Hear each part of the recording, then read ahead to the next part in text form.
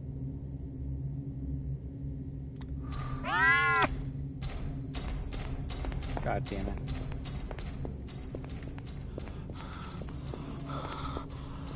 We got stamina, so I need to, like, recharge it. Fuck off, fuck off, fuck off. I'd rather lock the door. What the shit?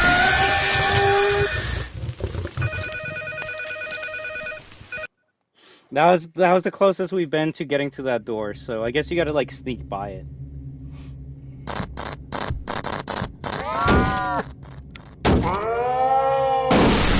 So I could be wrong, but I remember the first, like, iPad having a battery or a charger. What's wrong with this toy?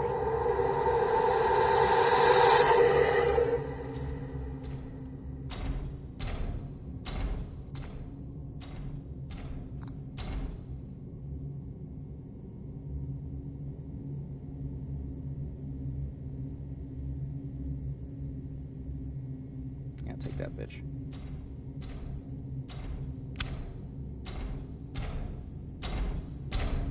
If he opens that door, I'm gonna stop playing. Why do these characters in game run like they have asthma? Alright, I mean, I could at least accept the... Oh, fuck. Accept the fact that, what's his name? Guy from Evil Within, he's a heavy smoker, so him having, like, jack shit stamina makes sense to me. But, like, these characters, I don't know.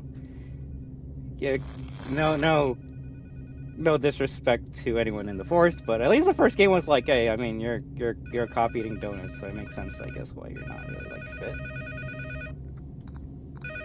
I'd rather lock the door. Can you lock the door? Door's locked. Oh, okay, so that's what you gotta do. Woo! We did it! Thank you, Sebastian Sikorsky. You know, Jack, you and I have a mutual friend. Do we? Yeah. The Undertaker, who'll be waiting for you when I get out of here. You're still in the mood for jokes, I see. But that won't be for long. I'm sorry, but the police always have more important things to do. Wait. Looks like he's cut the power to the building. Even if I wanted to go through the main exit, I wouldn't be able to get there. Let's see. The generator is over here. I'll try and turn it on. It might power up the doors I need. I don't know. I don't know. I'll say some of these games are super trial and error. And more often than not, you'll just be wondering why you lost in the first power place. to the building. Even if I wanted to go through the main exit, I wouldn't be able to get there. Like, why is he coming here already? I know. That's a see. classic glitch. The generator is over here. I'll try and turn it on. It might power up the doors I need.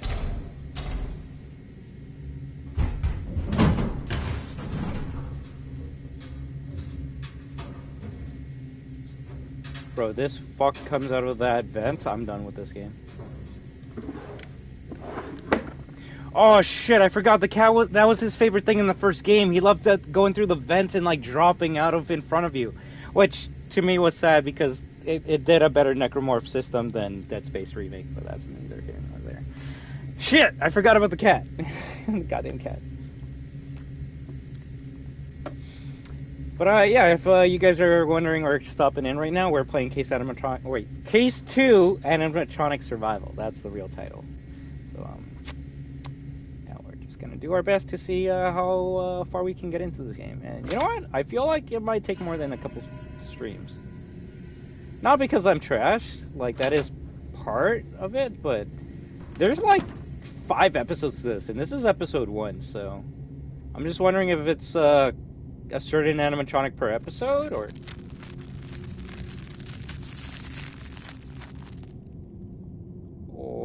yeah. So it actually might be a longer game than the first game.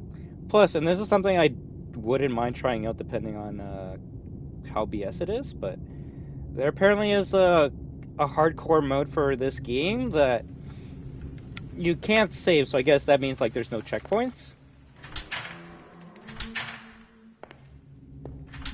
But it says it gives you like more lore and story that isn't available in the base game, so granted, I mean, I don't know who here cares about the lore and story about the Case series, but just to see how it would like pan out or even how different it is. It'd be nice to see.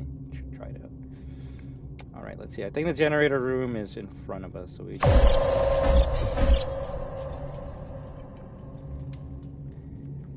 It does have good moments. It does have good BS moments that are only good the first time you play this game.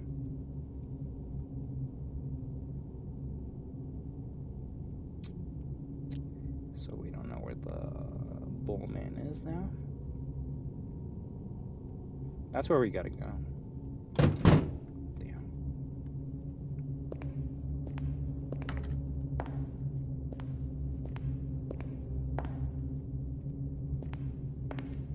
If there is a case Animatronics 3, then it still hasn't come to consoles yet, but that's okay. We'll either wait or we'll get it when it's on the PC or some shit.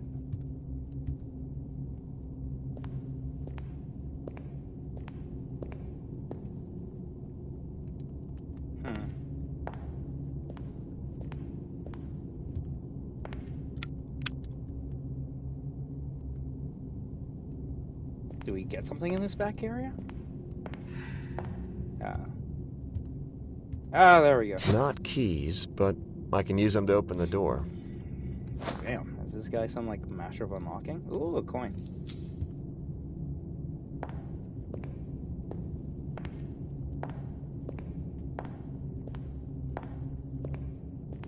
Imagine doing one of those like Fallout or Skyrim like lock key puzzles while you're getting chased by an animatronic. That actually would be pretty scary. Although my dumbass wants to go to the end of that hallway and see what's down there.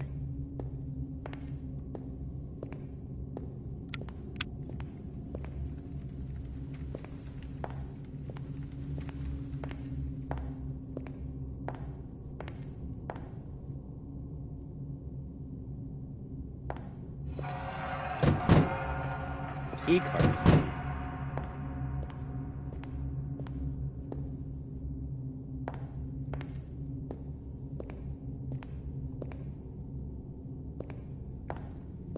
See, this is how dark base SB should have been. It would have actually been scary to move around.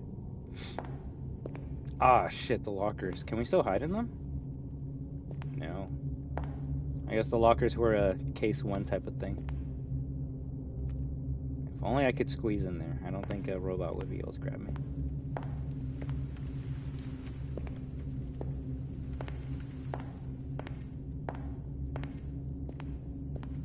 It's strange because, like, the picture of this chapter was the owl, and it's just weird that we're fighting the cat.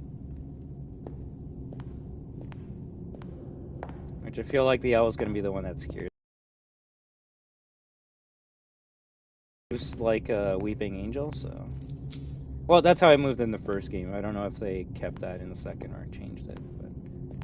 That's probably the one that's gonna get me. The one that doesn't make any noise at all.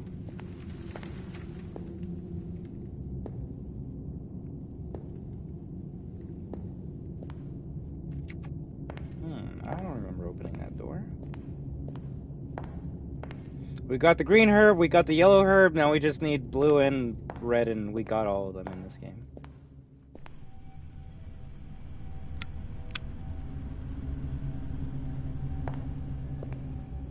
Why is this some like BS maze type of area?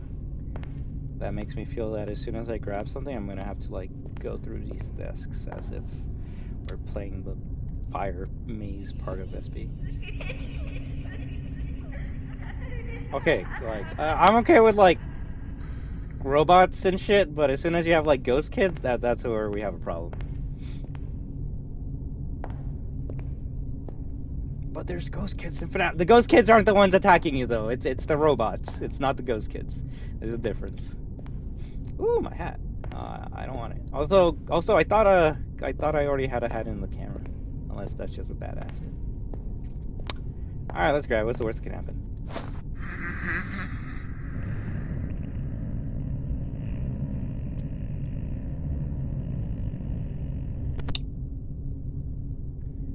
So you're new. What the fuck was that? Was that like some like Cyber Monty? Now my hat's gone. This was a mistake. This was a big mistake.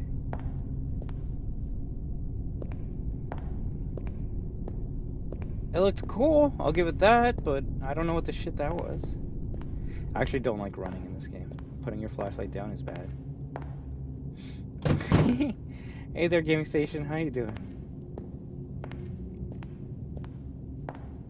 Yeah, this was a bad idea.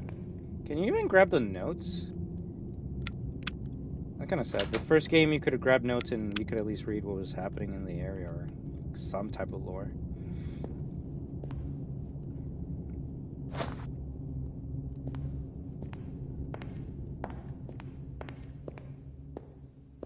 Yeah, it was a bad idea to come down here.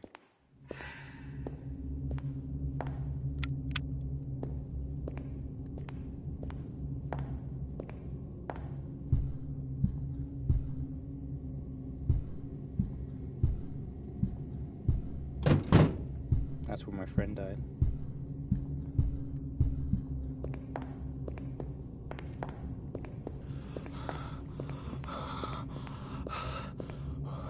Yeah, after sprinting, your character just stops running, so you gotta make sure you use it wisely. Oh, it is some fucking why did I have to conjure it into existence? Only that one, I guess. Please don't attack me while I'm opening the lock, please. I wonder where they wonder which game expired this.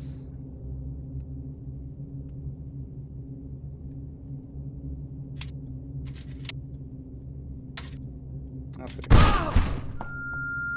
okay, that was a jump scare, I guess. It's a BS jump scare, but it was one, so I'll give you half a point for that.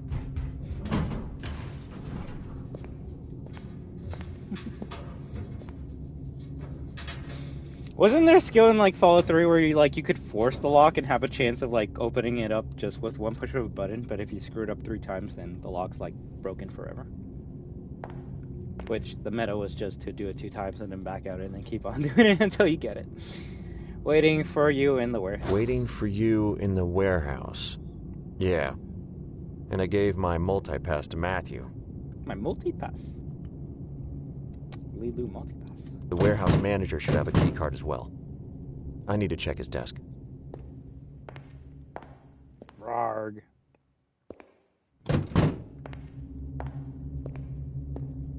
Yeah, unless you had a super high like percentage, it was just better just to do it normally. Less chance of breaking your pins that way. Although, by a certain point, you'll just have enough pins that you can break as many as you want, and it won't be that much of a problem. Why do I feel like that window to the right is gonna break and something's gonna chase me? That would be like the perfect thing to do. Wait a second, I don't remember these doors being open. No, of course you can't close it. Ooh. Place to hide. Use your head. Protect. Creepy maintenance tunnel. Well, what's the worst that can happen?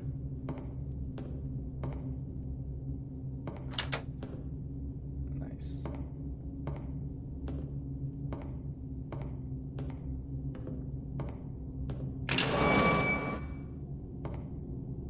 How big is this facility?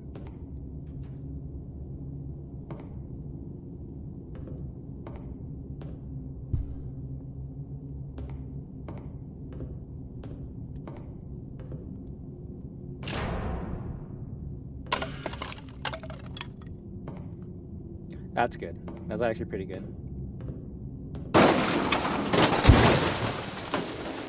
What? What? I got the bad ending? That's some BS. You can die in this game? And not like die from the animatronics, but die because you did something dumb? Oh! Wow. So I guess if we were playing hardcore and that happened, then we start from the beginning at that point, right? Yeah, this game is very trial and error. Granted, you did get a hint that things were falling to your right with these items falling, so like you go in there is kind of on you, I guess. If I gotta like give credit to the game, there's a trophy for doing that though. So I guess if you want 100%, then you do gotta self-destruct in this game.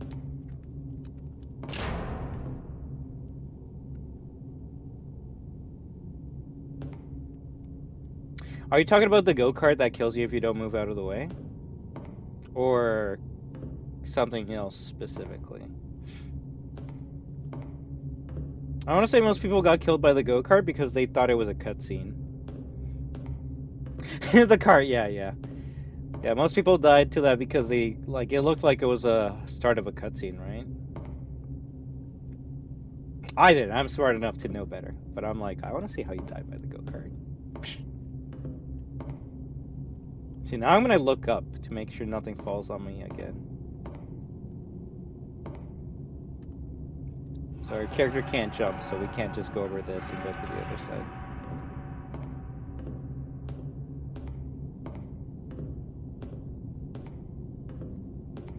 Maybe we should clean these areas when it's daytime. Safety first!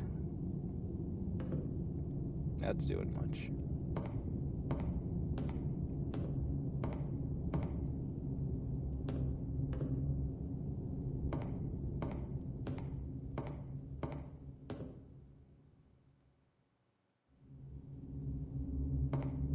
You see, when the sound or the music, whatever you want to call that, ambience dies, it makes me think. It makes me think that something's gonna happen.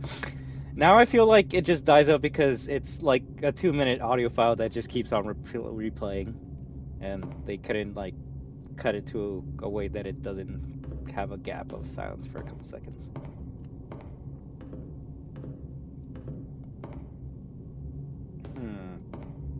Two paths, and there might be one where I can go under. Ooh. Alright.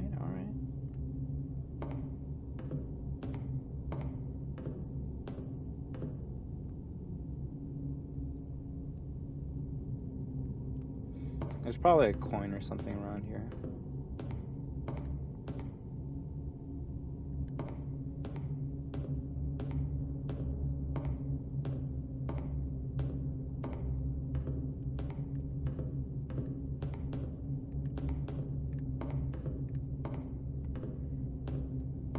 Any cheese with the sprint that we can do?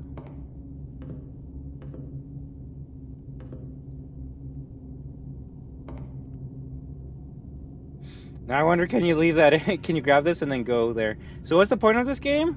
That is the main question. No, the main point is, so there's these robot animatronics that are alive, and we gotta escape the building, so. With all these new gadgets, everyone is a photographer now. People take photos everywhere. In the elevator, in the toilets, pics of their food. It used to be better. Flashbang through the door.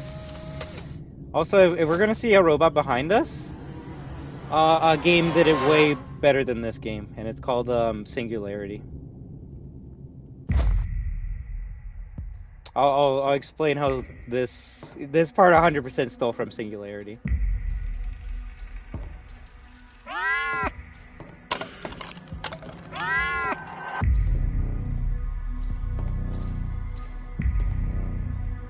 You don't see me, do you? Thing is, yeah, I don't think you can actually go there.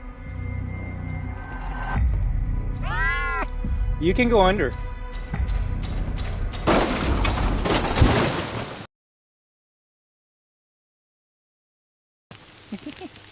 Alright, but yeah, funny enough, in an Activision first-person shooter that's more about shooting than horror, there's a segment where you can interact with items in this warehouse. And there's this camera that if you interact with it, you'll use the camera flash, right? And then when you look at the photo, you'll see that there's a monster behind you. And then when you look around, look behind you, the monster's like right there, and you just shoot it with your weapons. It's that's the only game I can think of that did that first. So seeing it in this game makes me just think of Singularity right away. it's a very sad game because Activision didn't give him money.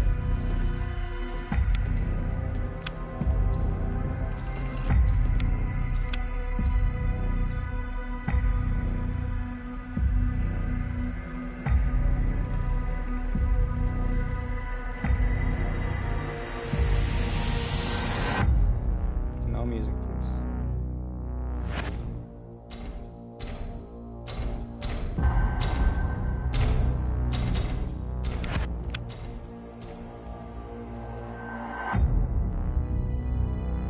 I don't know if it saw me.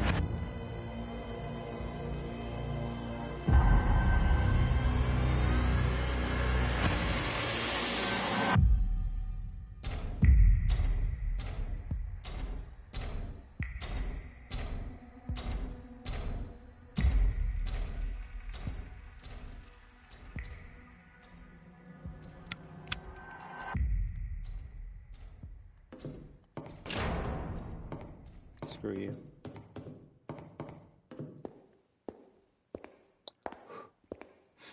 Now the Bowman, right?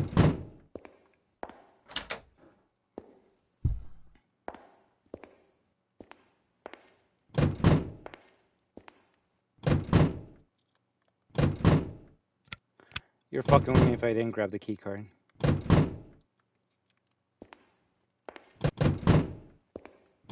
What's the bottom right thing right there? That is that not a key card? Are you telling me I literally just left the area without grabbing it?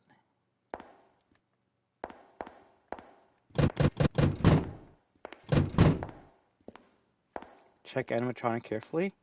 If this is some BS like the first game where the card is on the animatronic itself, I'm screwed.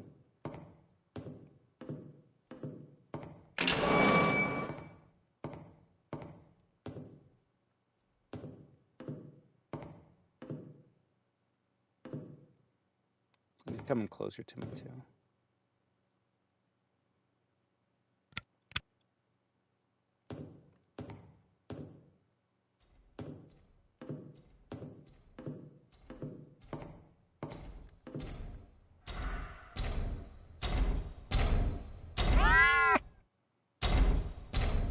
Oh, now you see me?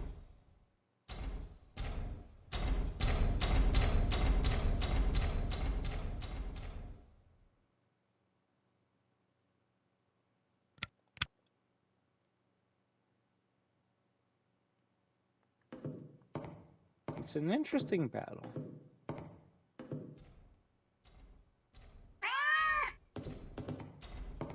Thing is, I see something yellow on it.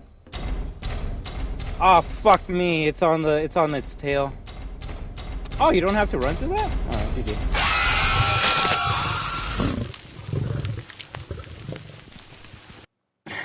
So it's kind of cute, or I don't know, lazy if you want to call it that. It's doing the same thing that the first game did in a way. I'm just wondering how the fuck are we supposed to get that part off of its tail?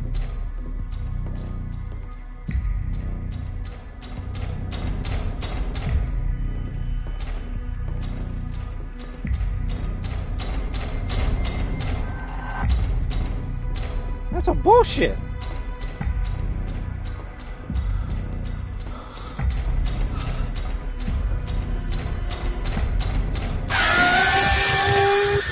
GG. Funny enough, this is more of a puzzle than anything scary.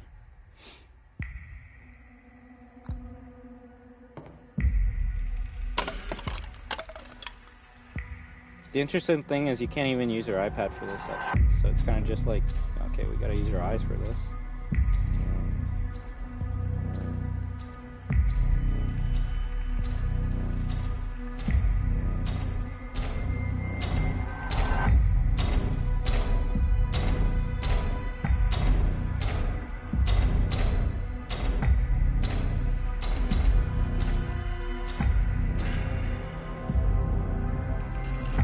Obviously, we couldn't go there because then the box would crush us. That's hilarious. No, I was gonna say unless maybe you're able to go through that part as long as you're crouching, but I highly doubt it.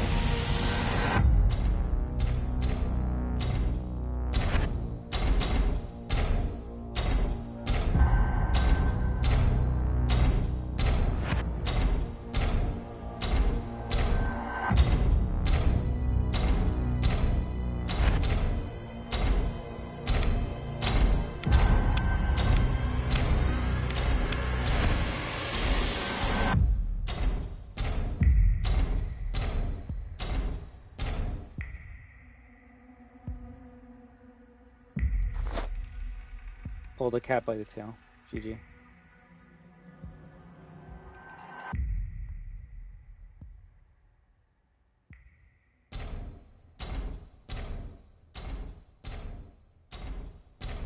Now we hide behind the box. Unless it sees us, then we might be fucked. I don't know why I'm whispering.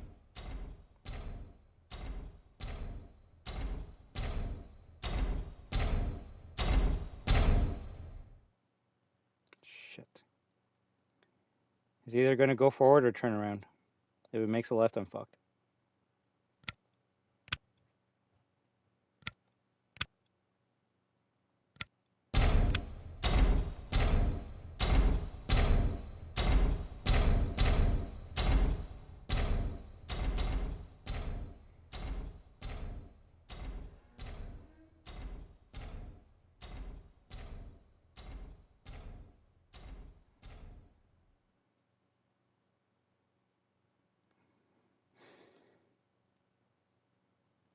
Now I just need to know if it's gonna go backwards or forwards.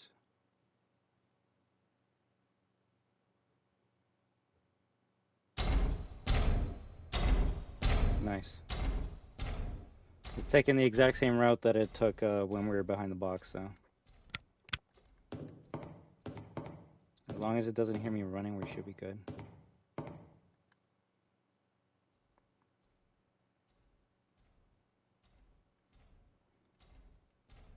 Dead silence. Actually a pretty cool tense part. I like this part. I think we're doing pretty good. In the first game, I believe the cat turned off every like 5 minutes or some shit, so you had to like quickly go up to it and grab it before it kills you. It was a weird glitchy part in the first game, so I'm glad they made it a bit better in this version. Oh, yeah, let's get the fuck out of here.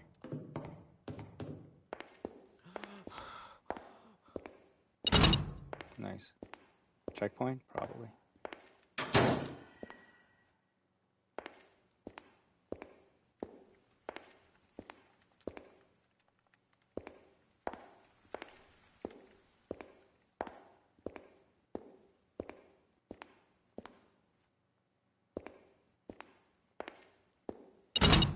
Nice. I'm assuming once you press the generator button, some shit's gonna happen, so maybe we look around first. Fire.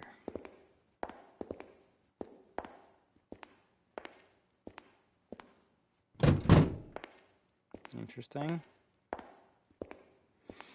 Alright then, time to turn on the power. What's the worst that can happen? It doesn't work. The fuse is broken. I need to look for a new one.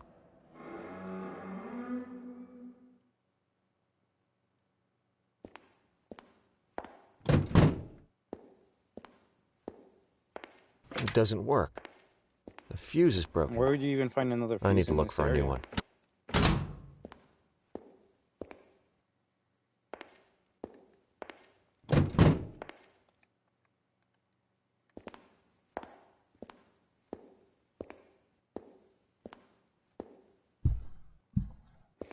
We technically haven't gone through this door yet, so maybe it's gonna be in here. Although it's the exit, so I doubt it. Yeah, no.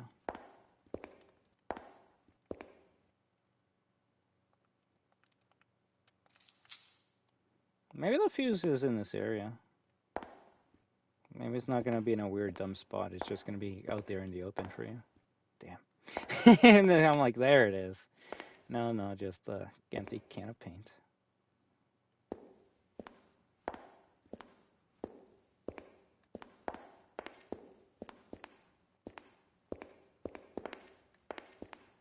Where would we even find the fuse? Need a key.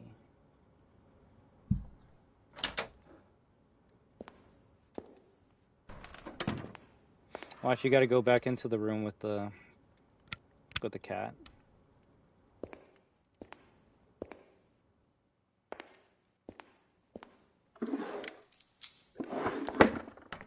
That's right, I thought I already grabbed that coin. That looks like where you would place the iPad in the first game to charge it. Even though that really never led to anything in the first game.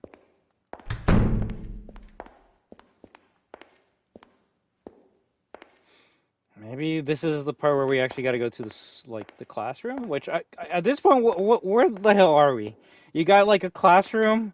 You got like a break room. Is this supposed to be a school, a museum? I don't know what the hell this is. Yeah, I guess we go to the right.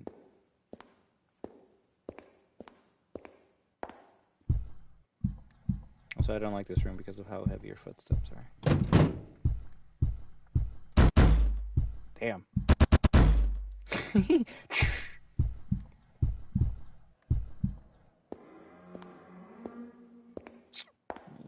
that doesn't sound right.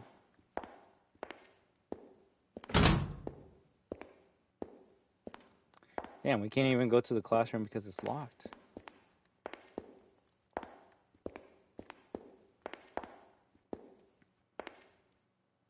Big Boyo's home style?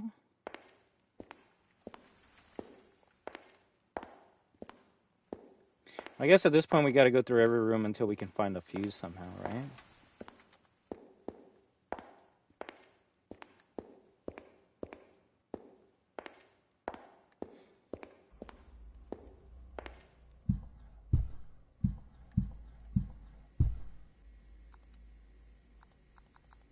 Oh, you can interact with that? That's not good. That makes noise.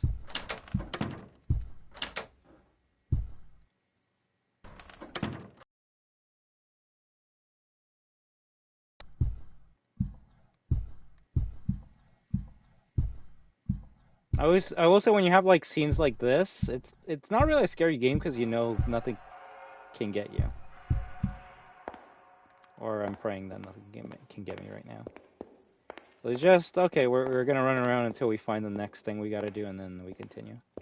Now I'm just wondering what happens if you click like jump in the hole in the beginning of the game.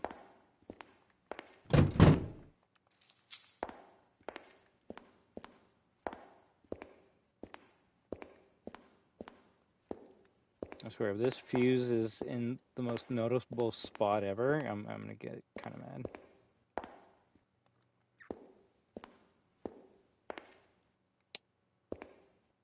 Fuck you, GG. It's always the place where you least expect. Damn, that sounds strange.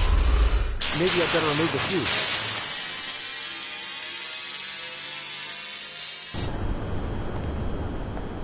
Huh.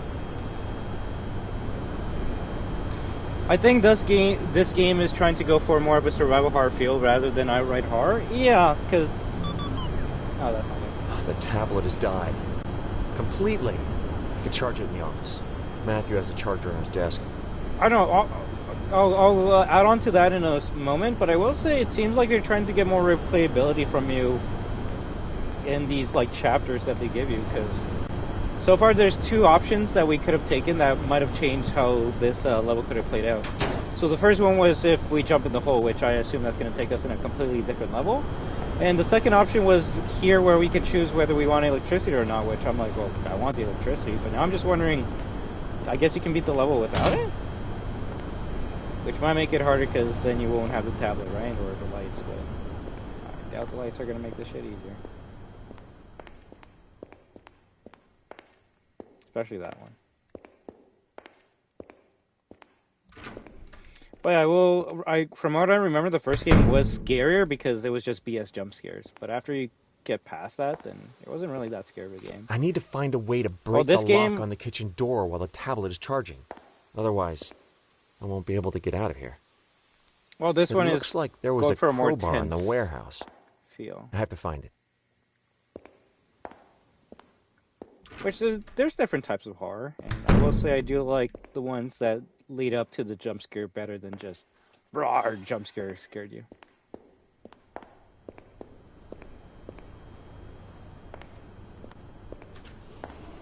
Can we still jump down there? I'm not sure that's a good idea. That's not in my job description, you know. And I can't see any need for this knife. Not anymore, come on. After what you've seen, you should... Oh, that makes sense.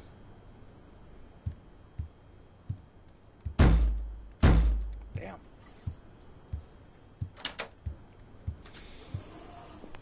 Which I don't mind. So far, it's been going pretty well. There's a couple segments that made me go, I don't want to do that, but that's what you want from a horror game, right?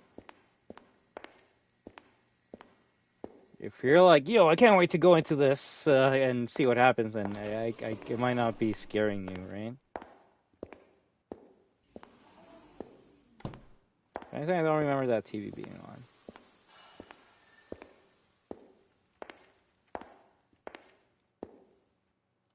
I mean, he's not wrong. The knife ain't gonna help him, but you never know.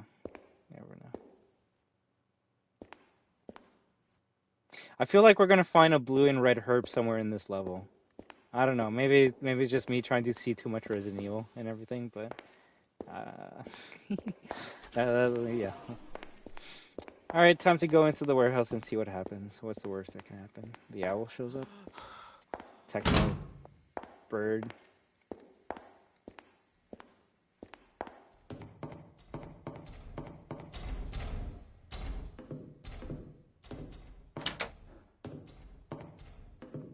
So this thing's still here. You know what? Now I'm thinking it probably would have been better to turn off the lights in this location. You still die from here? Alright, that no shortcuts. Remember, there's no shortcuts in life. That's what this game's trying to teach you. Also, the fact that it's a donut being eaten as the loading, like, reticle or icon, that's kind of cute. Yeah, I have a weird feeling that this actually might be easier when you don't have any lights in this area. Got the Huggy Wuggy fate, right? Which, well, I was gonna say I don't see a box that big killing Huggy Wuggy, which it didn't. It was technically the fall that killed Huggy Wuggy, so. But a human, yeah, that's definitely gonna get screwed up by a box that big from that height falling down.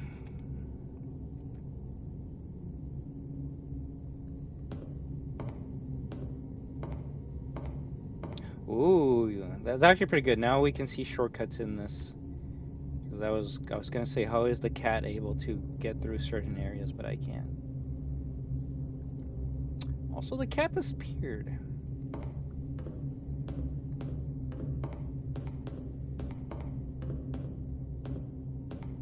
Yeah, the cat disappeared. That's no bueno.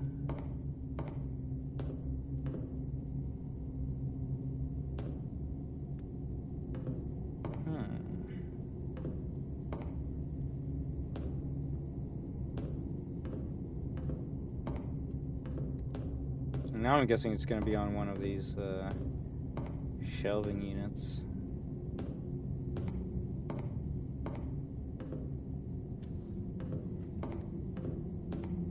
Oh, there we go. Great. Now I need to pick up the tablet and knock out the lock. Why do I need the tablet? Give up, Jack. You won't get out alive. My other creation is waiting for you. Is that the techno, like, gator? Is that the cyber gator?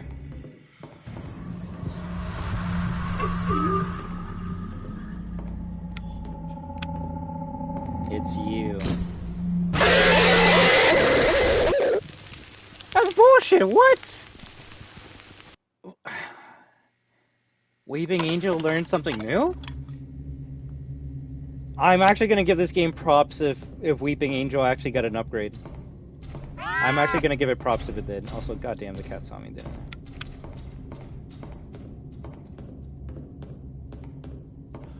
I think what happened is the Weeping Angel flashbanged me, which in turn makes me close my eyes, which in turn lets the Weeping Angel go up to you and kill you. Which, if that's what happened, I've never seen that. Well, they stole that from Joy of Creation? Really? Joy of Creation, endoskeletons flashbang you and move up on you? Nevertheless, I'm gonna give props to whatever came up with that idea first, because I've never seen that on a Weeping Angel. Weeping Angels have always been either like they just stay still, like in the endoskeletons in SB and don't move, or like the dolls from RE8's Shadow Rose DLC, where they just stay still and you don't move. But Having a weapon ninja actually like have an attack that lets them move up on you is actually pretty cool. It's BS, but it's cool. I actually do like it. So, if it started in Joy Creation, then I got to give props to that game. If it started in this game, then I don't know, give props to this game as well. Either way, I like it. I like it. That's all I gotta say. Where did the what? Is the crowbar on a different thing now? What? Where'd he go?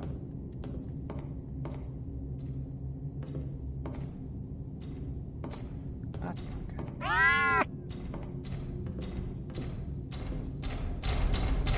That's bullshit.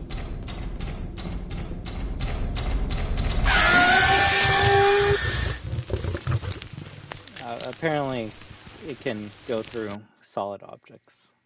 Now that I don't like, but oh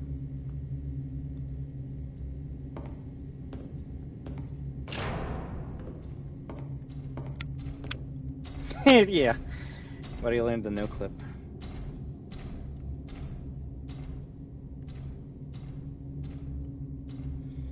I don't know. Granted, obviously, you can say SB has more money and time and attention to detail than this game, but I just look at this cat and I'm like, how come this cat can like walk and run at you and also crawl after you? Why couldn't the animatronics in SB do that against you?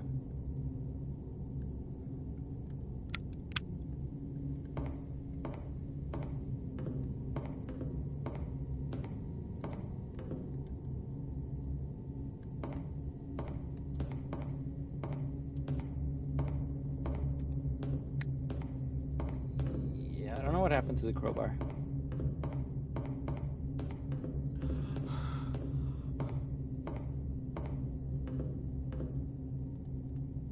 My only assumption is you gotta make it here and then it spawns magically behind you.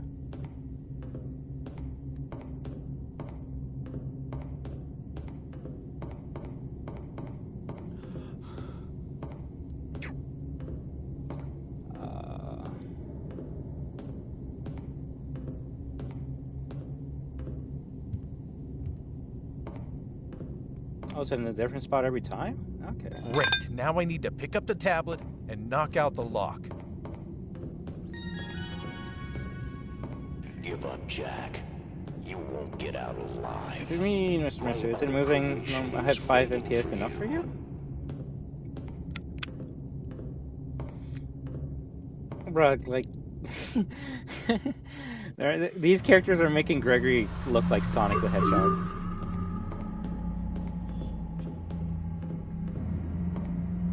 Oh, fuck me.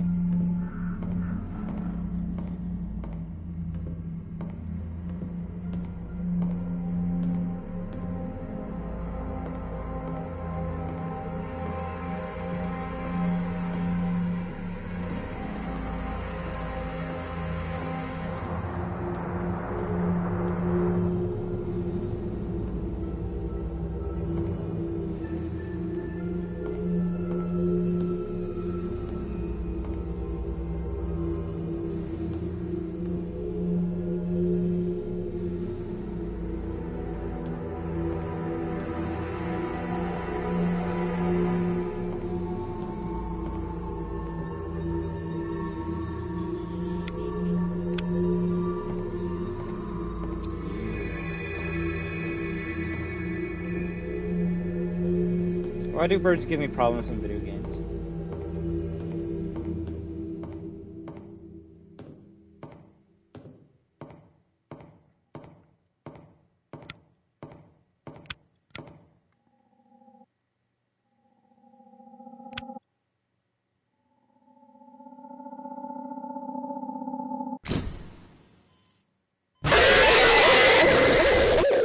Okay, so that's what it seems to be. If you look at it for too long, it will flashbang you and then it kills you instantly. Unless you gotta turn around immediately when that happens, you instantly die from that, which I'm okay with. I just needed to understand how it works. It looks like you can put something in front of you to, oh, god damn it.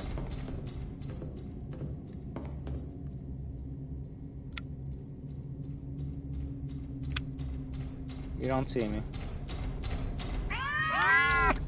It almost didn't see me! Maybe that's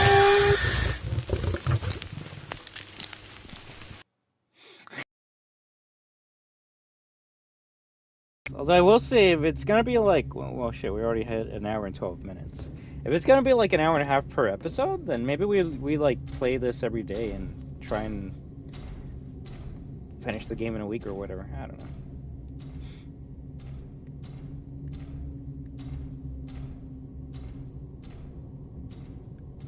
It's just weird because the first episode had the picture of the owl, right? So I assumed every episode was going to be fighting one animatronic, but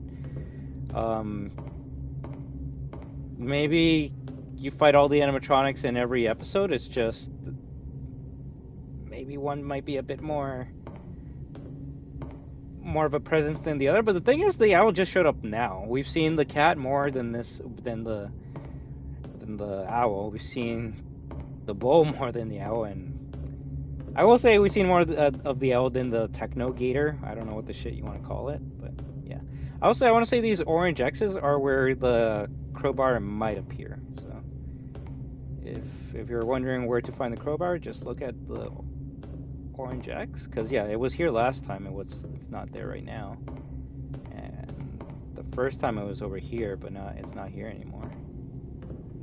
Maybe this is unique. I remember something similar to Joy of Creation, but it's been a while and they have multiple functioning endos. Right, maybe one of the endos has that effect where if you stare at a weeping angel for too long, you will get attacked by them and you'll lose. I don't know, for me, the original or first weeping angel that I can think of is what is it? SCP Containment Breach. The one where you gotta look at the statue, otherwise you die by your neck breaking. But even then, you did eventually have to blink, otherwise you wouldn't be able to look at it. Your character would be forced to blink, and that's how you die, right? SCP Peanut, exactly.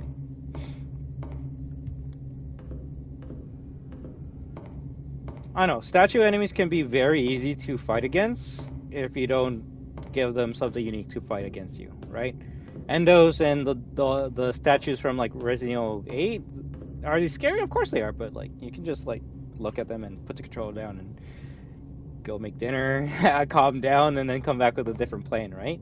I can't do that with this owl because staring at it kills me. So we gotta find a way to deal with this creature. Also, I forgot I didn't grab the thingy.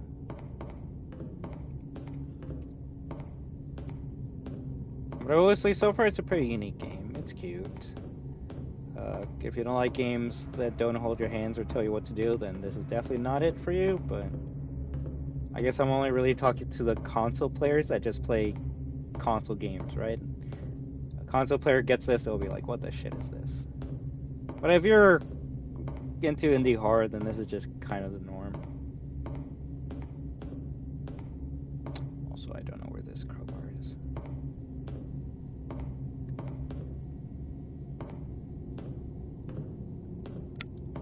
Thing is, this crowbar does flash white, so maybe turning off the light would be the best thing to find it.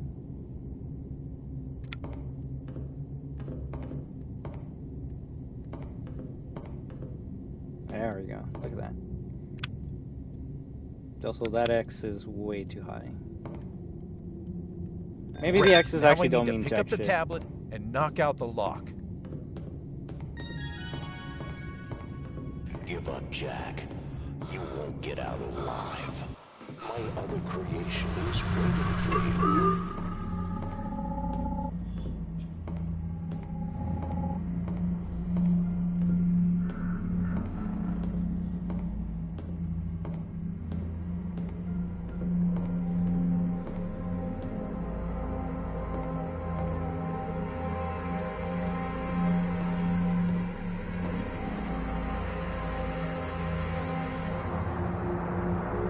So my only plan I have is to bring the owl in this area, and then I can slip by it through these crates.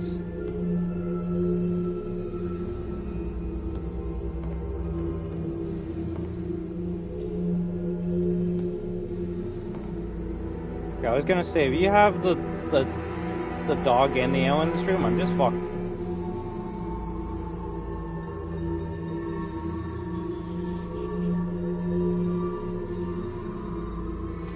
What?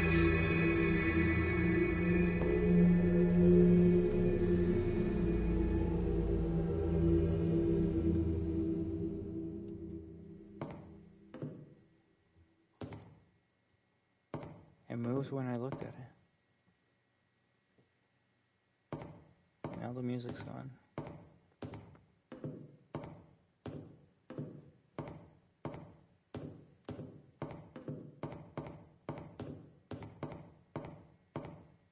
I think we glitched it somehow. Don't ask me how I did it, but shit.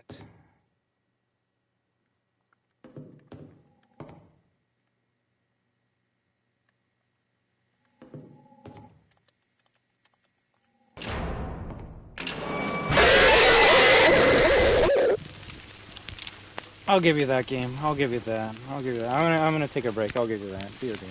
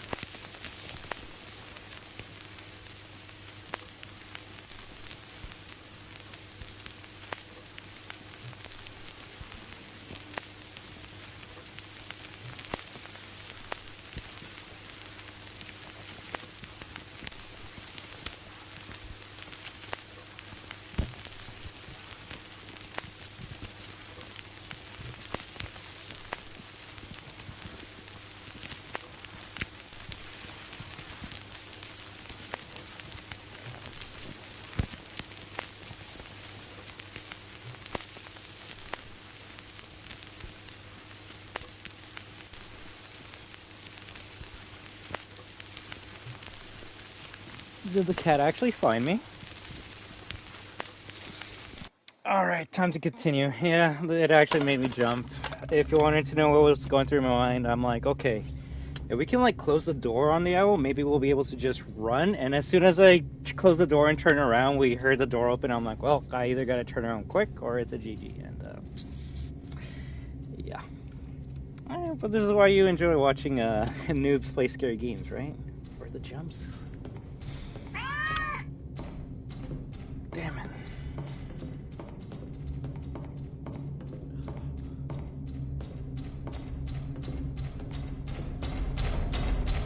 Bro is on that fizzy fast.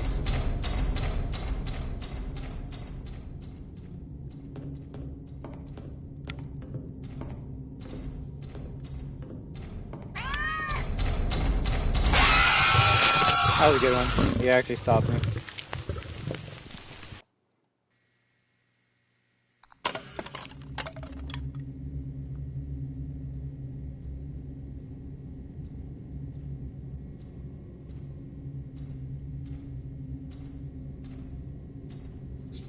So sad. So sad. Not to talk about many other games, but I guess to talk about something that relates to this. It's sad that MatPat's leaving when, like, this year getting... apparently it already got leaked or, like, revealed, but... Fine, I'll let you kill me. It is actually a pretty good AI, not gonna lie. But yeah, it's sad that MatPat's leaving the year that we're getting, like, the 10th anniversary video game for FNAF, which... If you were to ask me what the 10th anniversary game should have been, I would have said it should have been a remake of FNAF 1. Oh my gosh. Yeah, I gotta stop dying.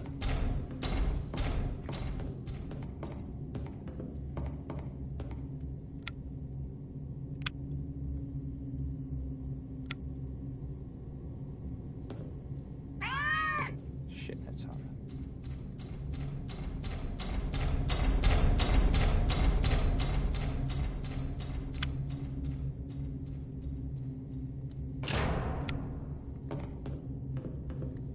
Okay then. Let's go. All I say it's about a specific book. I mean, I don't want to ruin it for anyone that doesn't know. Granted, I doubt any FNAF fans are watching me right now, but apparently it's gonna be about Into the Pit, which, if you guys want to make fun of me and unsubscribe and dislike, you can. But I only know that story because of Into the Pit song, the animated song. Into the ball pit, where reality seemed to sink, or some shit like that. I don't know. Yeah, you can unsubscribe now.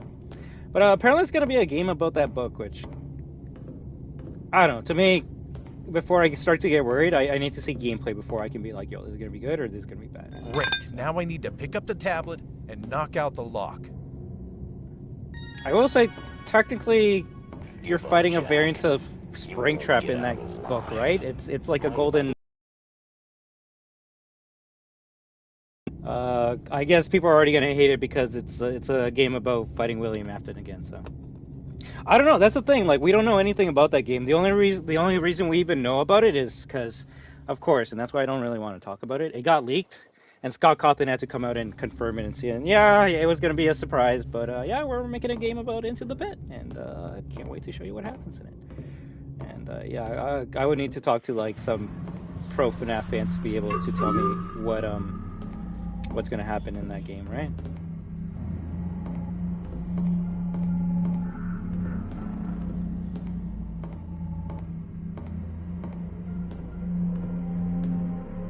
But I'm assuming Steel Studios is making it, so it would have to be free roam, right? That too. I shouldn't even be talking about it because it could just be like an anniversary game just for the PCs, which I wouldn't mind. FNAF started on PC, so it makes sense.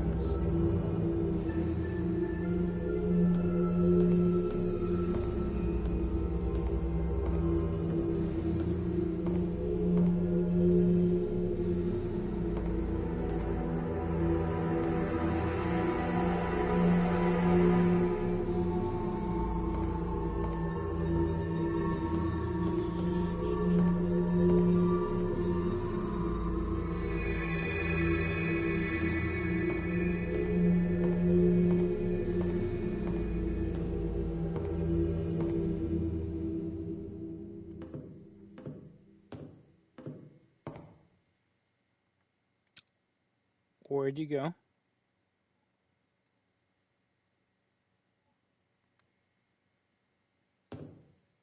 Shut up.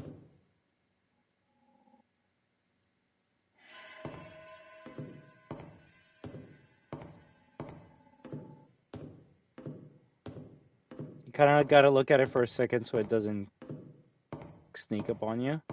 But you also don't want to look at it too long that it kills you.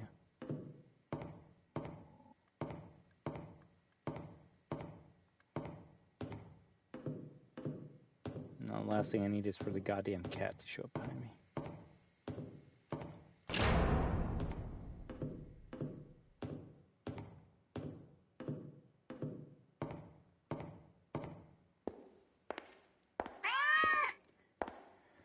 Hi.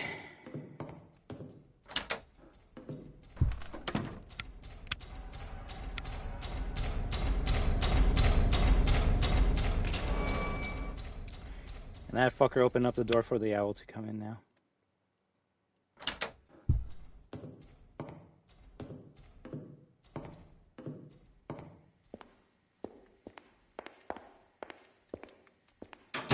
Checkpoint. I don't know. I'm assuming when I see a tiny little stutter, that's a checkpoint.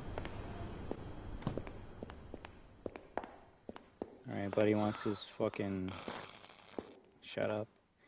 Wants his laptop, iPad, because he's an iPad kid, so we gotta grab it.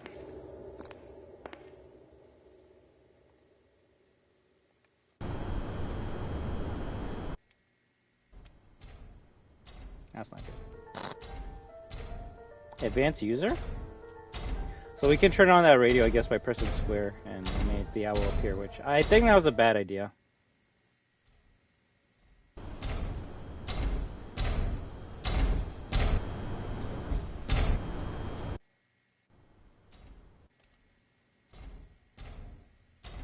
I'm dead. If he makes a left, I'm dead.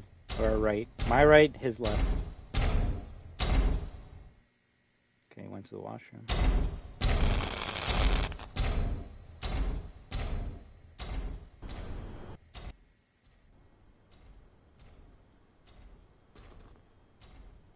So the owl always sees where you are, which is kind of bullshit. Alright, so we just run to the door and then we win. How hard can that be?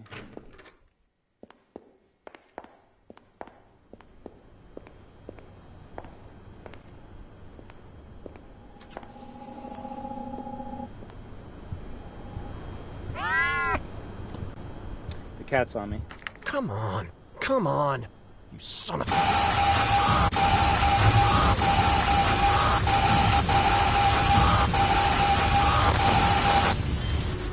Quick time event? Resident 4? I believe that I can fly. Alright. Alright, did we finish it? Is that a GG? Oh, fuck me. There's more. Also, that... too amazing. But, when did it turn into, like, Parappa the Rappa at the end there? I guess if you don't press those buttons quick enough, you just die? Also, if you're gonna tell me all that was a fucking dream, I might laugh. Yeah.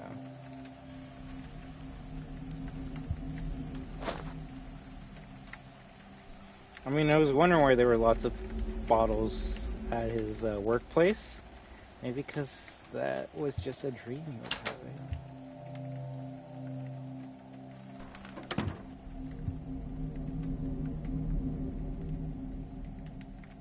The donut story? Goddamn. You know what? If that actually was a dream the whole entire time, that's kind of funny. I actually might give a game a point for that. You gotta blow on it for it to work.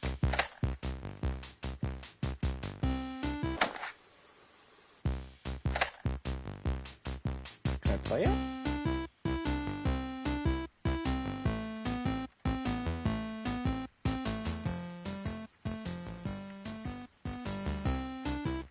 I got banger music now.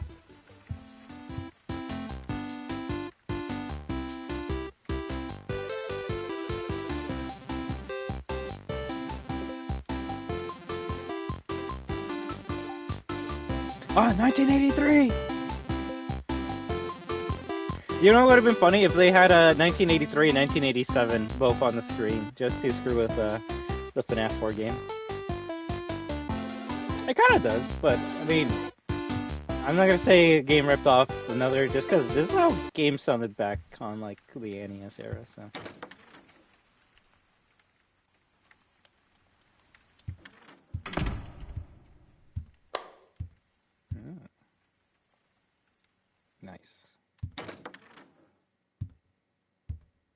Someone broke the mirror. Was it my face?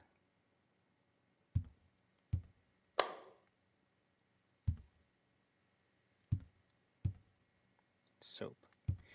Yeah, I guess we turn on all the lights. See what happens. I will say though, it seems like almost all the indie horror games use the same exact chiptune sound though. I will admit that. It's almost they just picked Soundbite A and just went with it. Called it a day. Books! With no titles. Oh, door's locked. Interesting. Why would your own door be locked?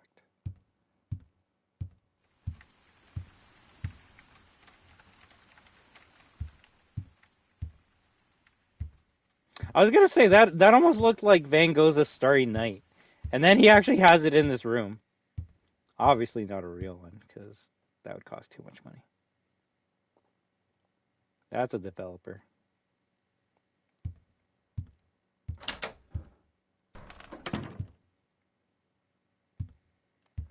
The red room that we saw in the picture, or on the calendar.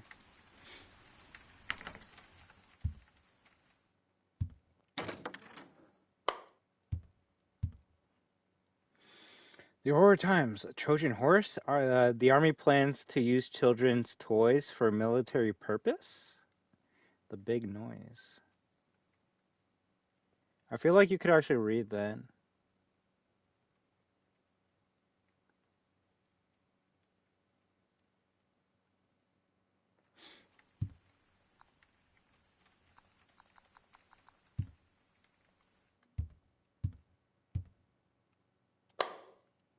Nice.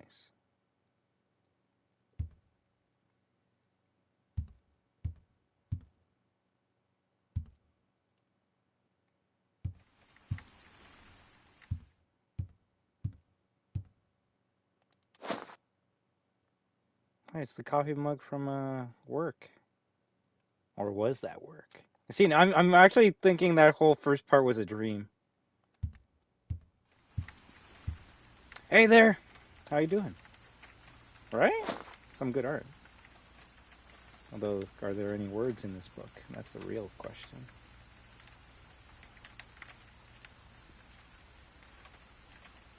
No, can't open it.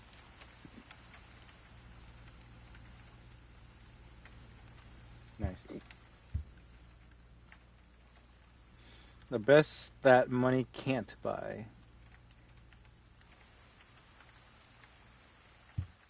It's 2:30. Can I turn this off? No.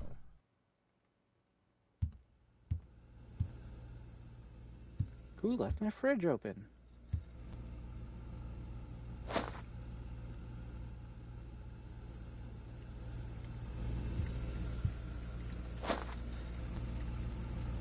It's interesting. It's the same items that you could inspect at the first chapter. 2:30. Pizza Brothers.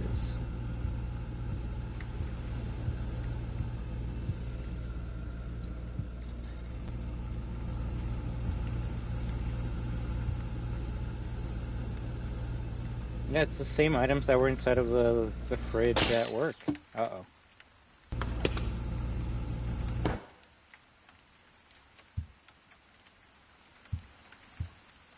Did that painting just fall?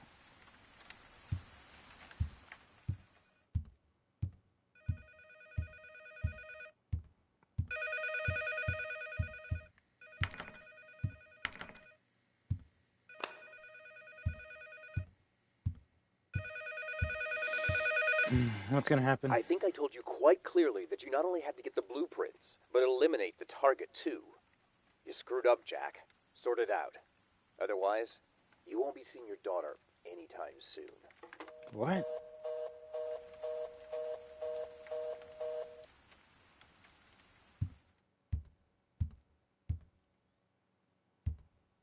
Now what?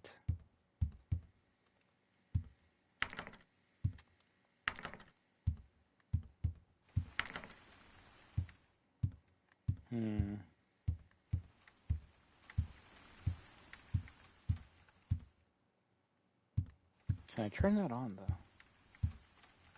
Nope.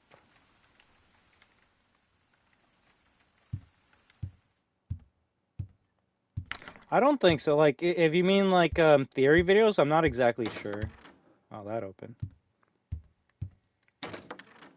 I think the only, like, FNAF content creator that I know that played this game is Corey Kenshin. And I'm definitely going to watch him at least play Chapter 1 after I finish this stream. See what other people thought of this game. Like, I'm assuming we're in Chapter 2 right now, so it might be one of those games that, like, it just continues after you finish the first part, right? Like, it's weird.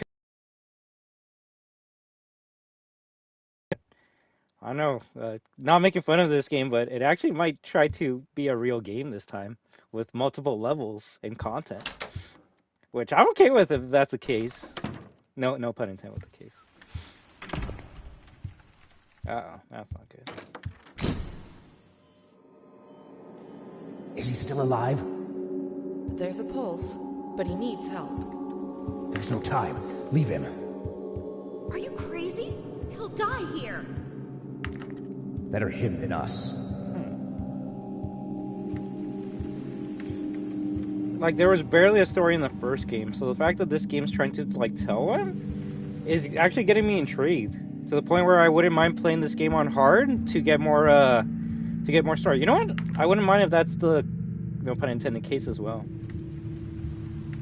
Even though it was all a dream can be very annoying in a video game, it can usually explain why all this stuff is happening. That was kind of spooky. That sounds like Silent Hill shit.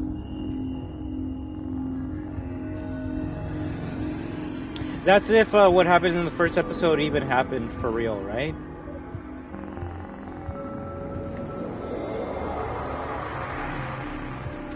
That's cool.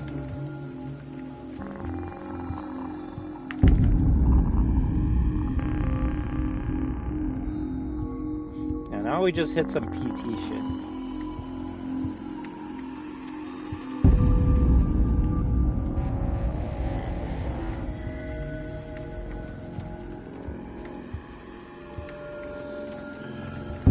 Right, you gotta make something jump at me from the window. That's a freebie right there.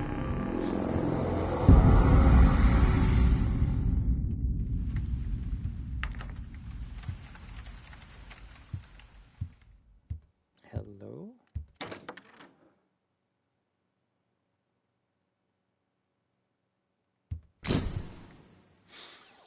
Because you can hear them giving reports on the state of a patient, so I wouldn't be surprised if right now he's just in a coma or something.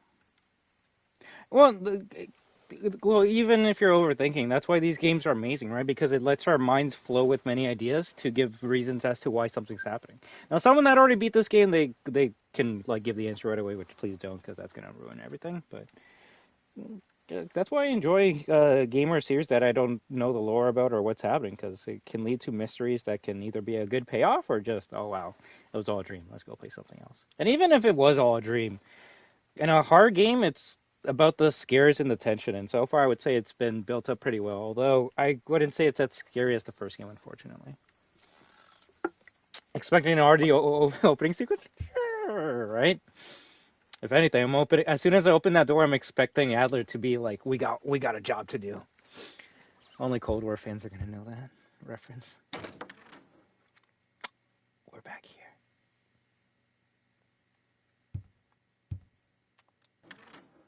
Yeah, I'm just going to call this the PT level. And I hope you guys are okay with that. Where is my daughter? That Answer me! Scared me. Where is she?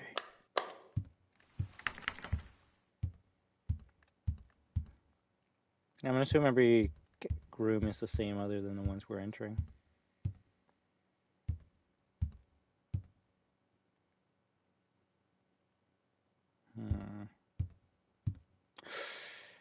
Okay, did I forget to say there might be some scenes of blood and gore?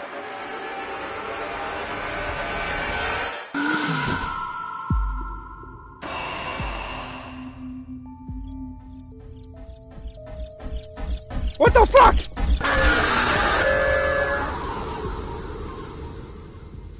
Alright, I guess that's where, I guess that's where the gameplay starts. Like, how the fuck are you supposed to know something's facing after you right away?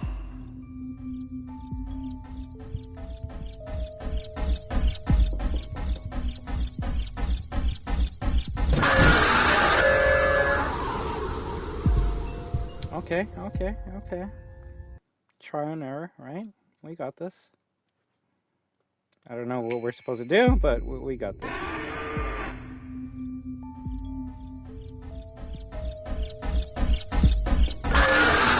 Like, he just starts sprinting to you right away, so like, what do you want me to do?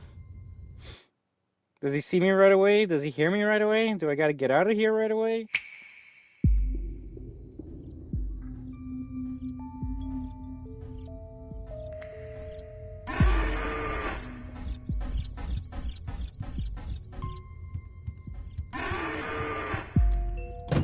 You're fucked. You're fucking stupid if you want me to do this.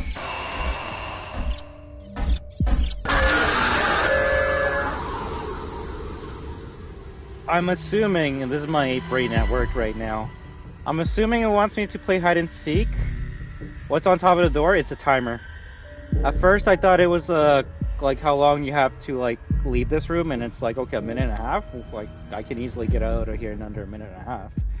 Now I'm worrying, and I feel like it's the case. I'm gonna keep on saying that along. It's not a fucking plan. I feel like we gotta survive in that room for that amount of time, and that's when the door opens. And yeah. The only thing I can think of is the bull saw me because I was in the spotlight. So you gotta keep on running and not get caught in the spotlight. So we might have a couple deaths on our hands here, but we'll keep on going until we figure out what we do.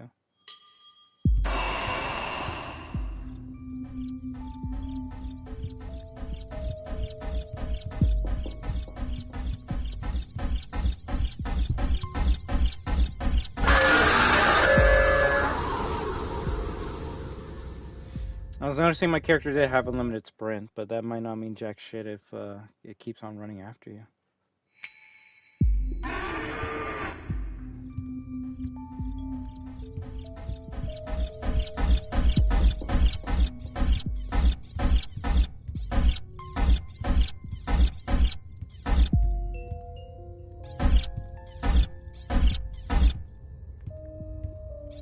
Okay, we're just playing fucking use the bet against Roxy right now. I mean, if the game's gonna fuck with me, I'm gonna fuck with it back. You can't just put me in a spot where you move either left or right and say, good luck, have fun.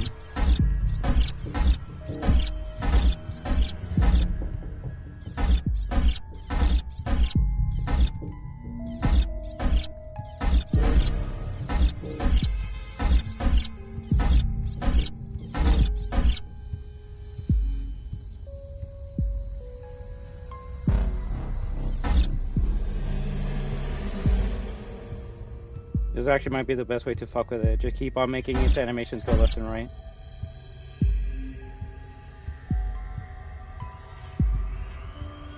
This is how you win. This is how you play. If the developers look at this and say, fuck! I told Jimmy to not put the goddamn table there for this reason, then I thank Jimmy for helping us with this part. I mean, the thing is, every game has good AI up to a point, but if you start learning the AI, you are able to fuck with it. But yeah, at this point in time, I have no other clue as to survive this for a minute and a half, so we're just gonna hope that this is how you do it. I'm gonna hope there's gonna be a sound when the door opens, and then we just run fucking straight. Because I got no idea as to how we do this part.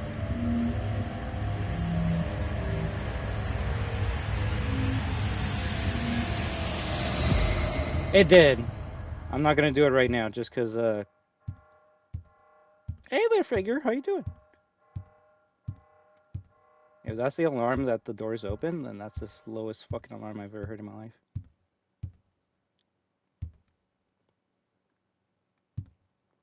Alright, I think we gotta get out of here, so we gotta figure this out somehow. Don't go that way. Go that way. Go that way. Go that way. Hey, Fredster, how you doing?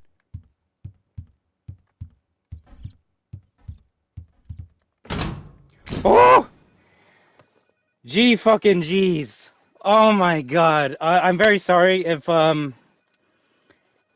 that's why I can't wait to watch Corey Kenshin and see how he got through this, because I know there's an actual way to get through this, but if you want to say I cheesed that, I don't care, you're right, but I'm not going to figure out how to do that part. I'm not going to figure out how to do that part naturally. It's kind of BS that it starts you off right behind the table that you can only go left and right, and you don't know where the bull's coming from at you from, so... all I can say is that if anyone's having a problem with that part, do what I did there.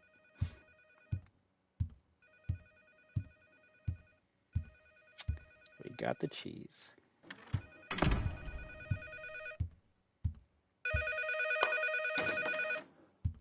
Well, yeah, Fritzer, we're just continuing to play Case Animatronics, or Case 2, Animatronics Survival, which definitely is surviving against the animatronics in this game much more compared to the first game. Like, the first game, the animatronics were running around, but they were pretty easily avoidable. Especially if, like, you just went for the main mission. It's just, yeah, just avoid them. The only reason you would encounter the animatronics is because of bonuses. You, but you did not listen.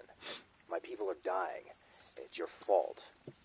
What a pity that your daughter... Like, getting all the notes and bonus trophies.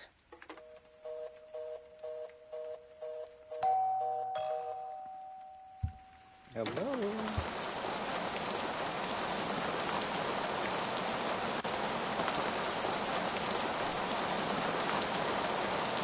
Imagine it was the cupcake and it just jumps and chomps on you. Oh my god! No! Emily! No, that's why I play these survival horror games.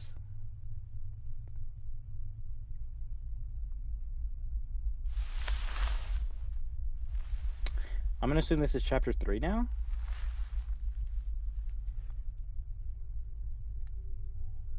Oh shit, okay. Well, here I am. So chapter 2 was a dream while we were knocked out from part 1. I gotta get out of here. Okay, okay. Emily! Hey look, it's the green guy from Garden of Batman. I like this toy a lot better now.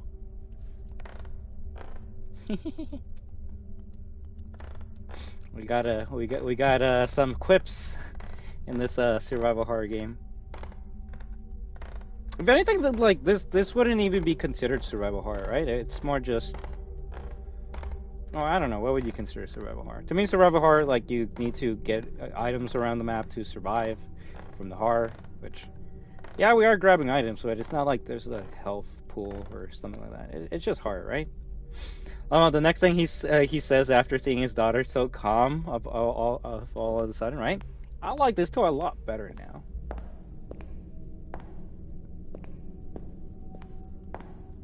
But yeah, I'm gonna say the second chapter was heavily inspired by PT, which nothing wrong with that. And that sequence where you gotta stay in the room with the bull reminded me of something of The Evil Within chapter DLC 1, where you play as Kidman and you gotta stay in the room with this like lamp creature until the elevator door opens. So I kind of do like. Also, why is this giving me some like Shattered Chica vibes? Like this fuck's gonna get up and attack us soon. Or even Roxy.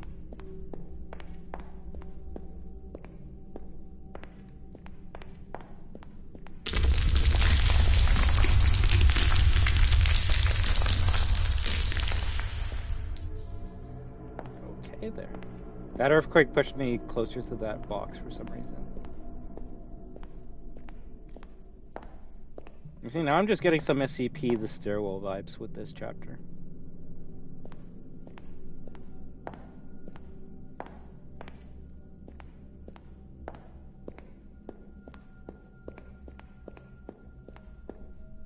Jack Daniels kicking in. I should play one of these hard games drunk one time and see how well that goes for me.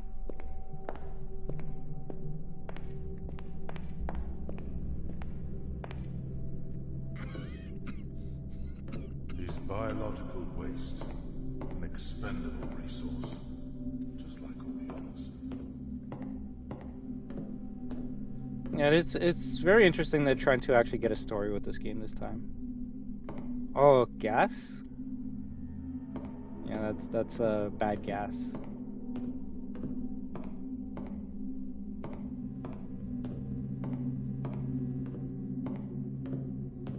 So I don't know. I guess if you just want one location with interesting animatronics that sometimes work, I would say get Case 1, but I don't know. I'm actually liking the varied gameplay with Case 2.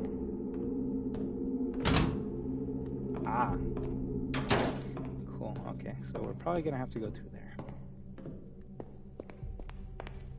If anything, I'm gonna do research on this game and see if it's the same developers, because I'm actually impressed with how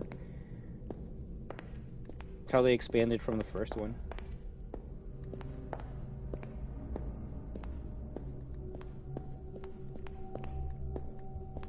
Subjective, but if anything that I can like criticize, I'll say the jump scares aren't that scary. They're on like Garden of Banban levels of scary, which is like, oh, my face shaking the screen with a noise. That's very scary. But jump scares might not affect someone that's been playing a series that has nothing but jump scares for like 10 plus years. So there is that as well. Not me, obviously. I'm gonna get scared of these goddamn jump scares no matter what. But I could see a fan playing this and being like, this is mid.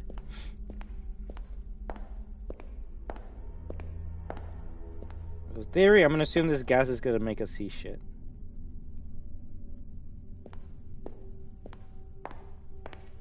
Mr. Tyrant?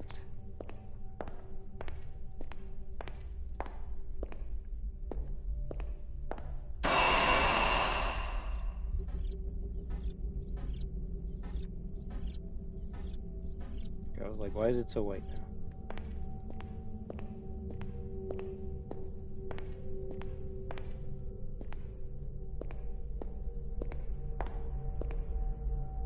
This fucker's gonna break through the goddamn walls, isn't he?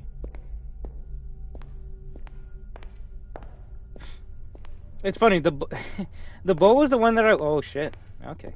The bow was the one I was most scared of in the first game, just because of how big and menacing it looked. Also, it was right beside the Scar H, so I thought we were gonna get that gun and fuck them up, which, no, you don't. So it's interesting that they're using the bow a lot more in this game, which I'm okay with. Although, tell me if I'm wrong, but I feel like the bull just replaced the bear. I haven't even seen the bear at all, and I can probably guess why. I've seen the cat, the owl, the bull, and some like techno alligator type of deal, but I haven't seen the bear. You forgot this guy, bro. That's always gonna be that like red herring. It's like, oh yeah, we're definitely gonna get the Scar H later in the game and like shoot them like it's Call of Duty, because obviously bullets would screw up these giant robots, right? Nope, not at all. Okay, so this is a new hallway.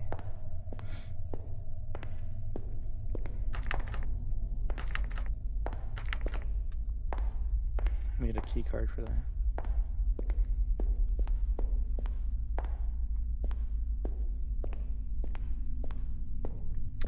No, in Case Animatronics 1, when you reach the jail cell, you'll see the Minotaur or the bull robot there, and there'll be a Scar H right beside it, making you believe that eventually you're gonna open up that cell and grab that gun and start wreaking havoc. But you never go inside that cell, and you never grab the Scar H.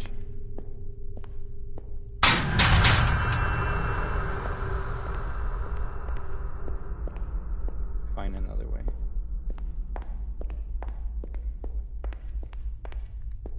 I need to, if I ever make a game, I need to do that. Or like like you run away from a horde of zombies or monsters, and in the first house you go into, you find like a magnum, and you're like, oh yes, this is gonna help us so much, and you realize it's broken and there's no way to fix it at all. Like, no way to fix it at all. It's just there to make you have like some false sense of hope, and then you're like, break this shit.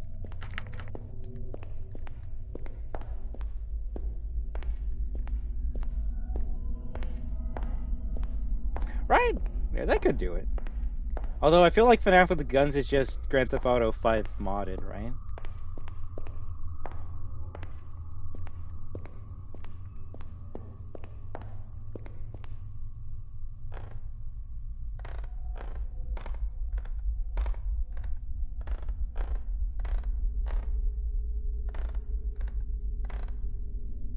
Put the Magnum but never give bullets. Make MF search for bullets the whole game, right? I mean, funny enough, that's kind of what Code Veronica did. You'll find a lot of Magnum bullets throughout the game, but if you didn't bring the fire extinguisher with you, then those Magnum bullets are just a paperweight at that point, because you're not getting the Magnum. Also, why do I feel if they remade Code Veronica, they would... Fuck school. No, you should always go to school. If they remade Code Veronica, they would make sure that you wouldn't miss the Magnum, because that would piss off a lot of people. Wait! Dun, dun, dun, dun, dun, dun. Do you remember that meme when it's like run and then the song plays? That's a very old meme at this point in time now. What the fuck?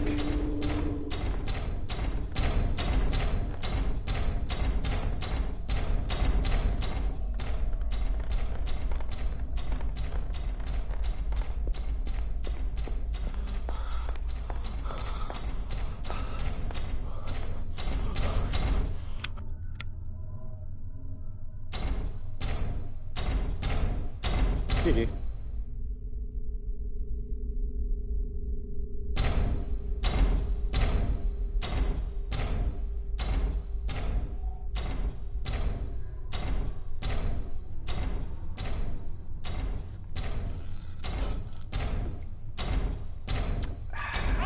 Okay then. Oh, but that let you hear me right away, right?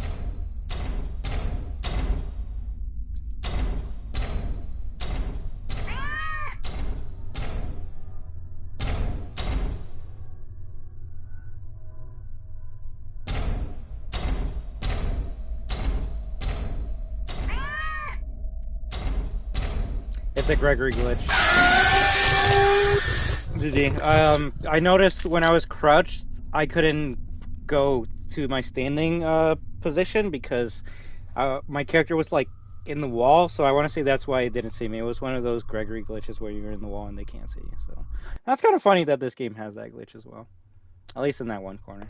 Okay, you know what? Maybe I should just go here and see what's in here, because the other way has a fucking cat. So what's the worst that can happen? The owl shows up here.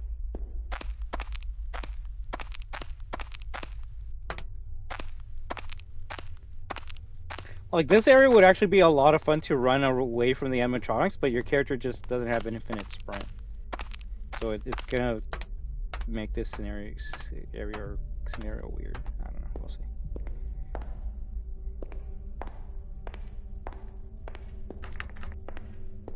Okay, wait. So that staircase C2 brings us all the way over here. No. Well, this game's not going to give me a map, so we kind of have to figure this out on our own.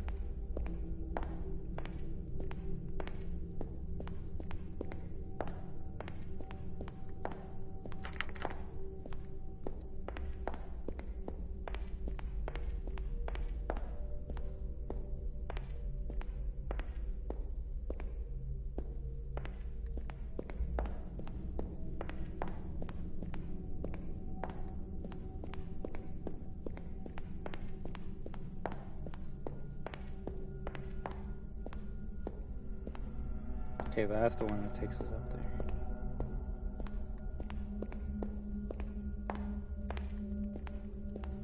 Can't go through there. I don't know, I have a bad feeling that the cat's probably gonna have the key card on its tail again.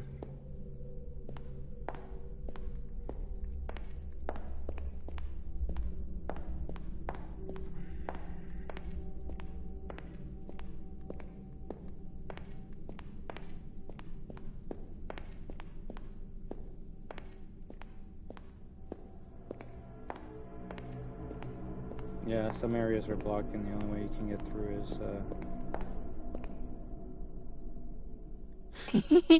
Okay, I was wondering what those red eyes are. That's a cat right there. It's actually waiting for you to get closer to that door so we can open it up. So maybe if we can search the left side and find something that we need, maybe it'll help us out.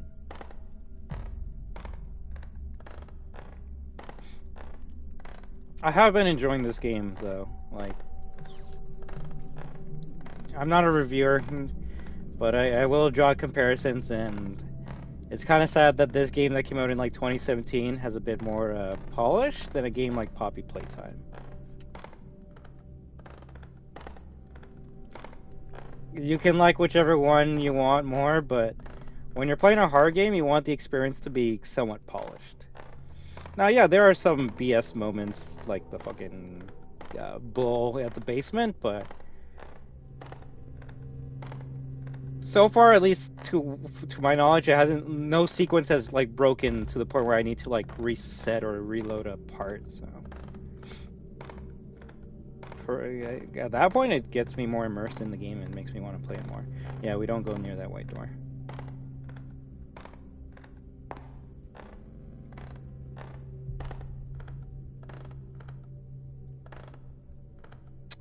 I have a bad feeling that you gotta let that thing open up the door and then you gotta like run past it.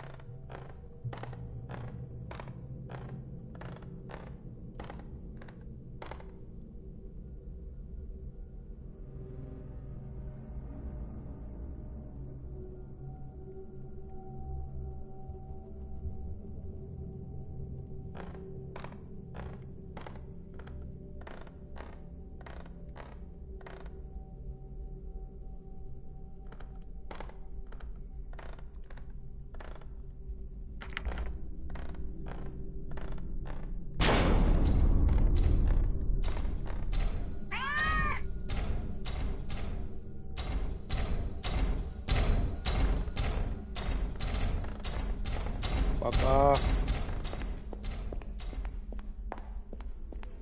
Oh, it actually did. Buddy's sound effects actually scare me more than animatronics at times.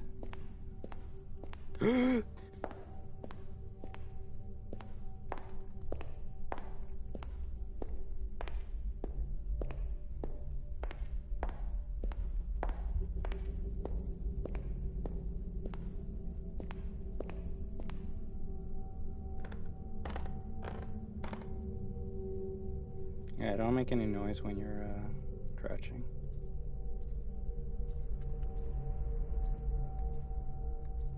No crouch sprint though. That's only something that Gregory can do apparently.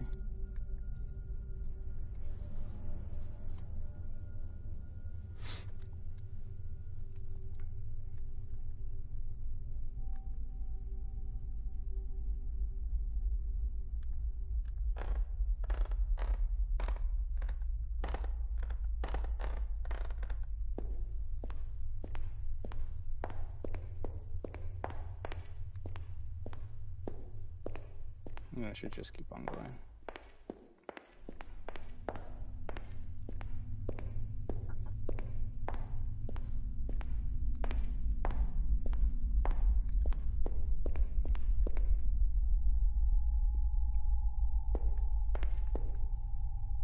That doesn't look sketchy. I think this is what I've been looking for. But I need a valve or a generator to open the door. Checkpoint.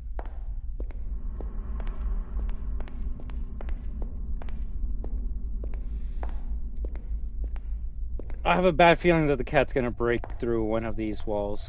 I don't know why. I feel like Resident Evil has just traumatized me in that way. It would make the most sense. Okay, wait, what?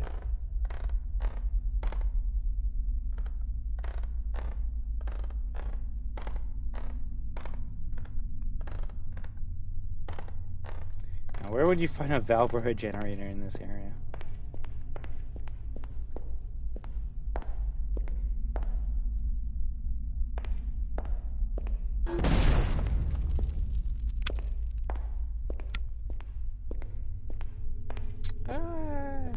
close enough to what I asked.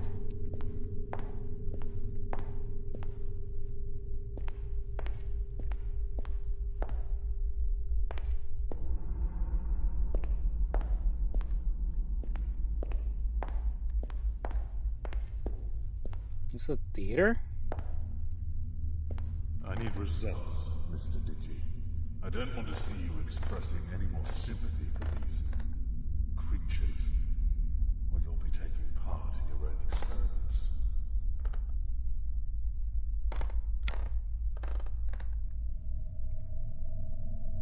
As you can, Strong Sam.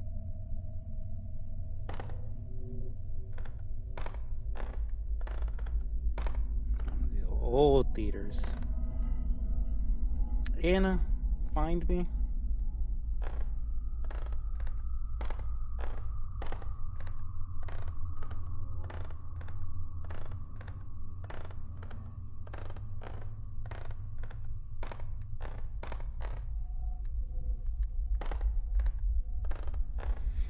Alright, what's gonna happen in this theater? You just see glowing eyes.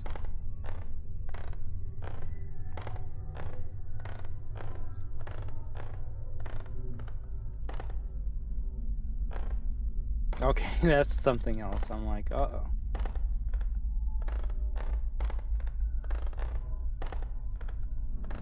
Alright, I guess let's get out of here.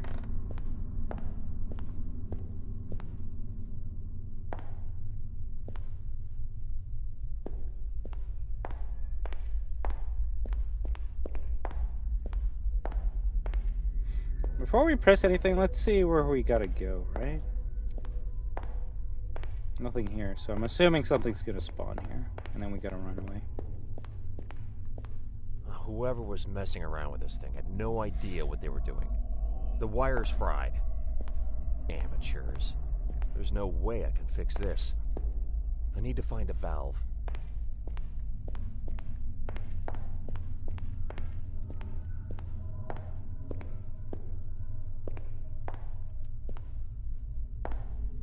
Okay, just a random room with nothing in it, I guess. Alright, let's go.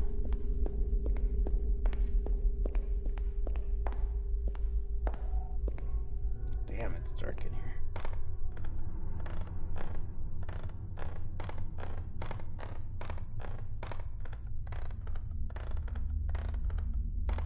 Interesting, I thought something was gonna happen in this theater. Like an animatronic breaks in and then you gotta slowly work your way up the seats.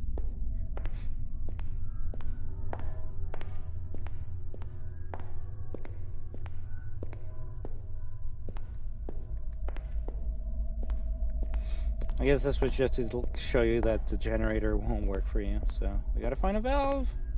Checkpoint.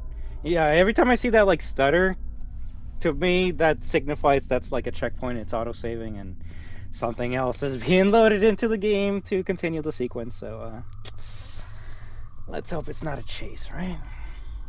Or the owl. One or the other. And then after this chapter, this is most likely where we'll end it, and tomorrow we can continue the last 2 chapters. If my assumption is correct that we're on like part 3 of this game. Which, if we are, like I said, I'm actually surprised with how long this game is, how much it has to offer you.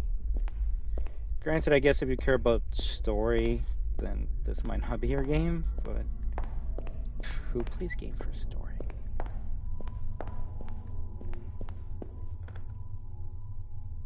Now I said that and now I'm lost. And I should not talk shit.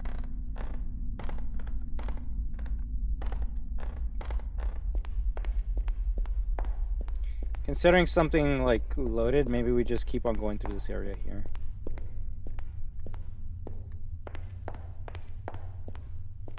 Maybe something's gonna like break down the doors. Hopefully.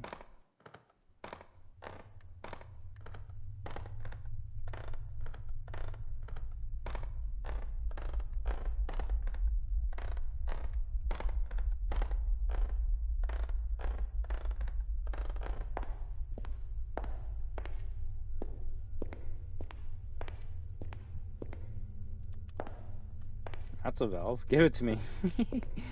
I guess one that's not on the wall, right?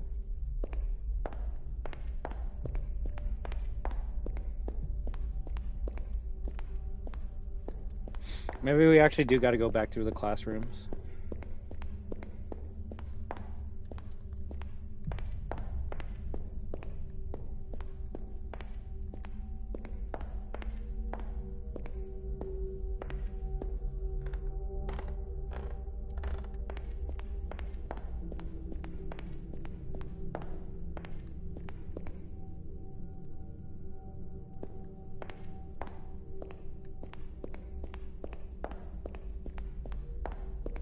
Now, there were a couple of doors that were blocked with, or barricaded with wood, so we're lucky maybe one of them will be open now.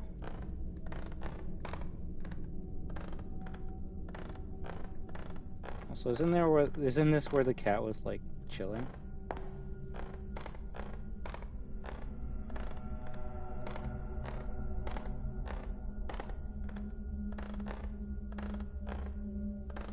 I see that's boarded up still.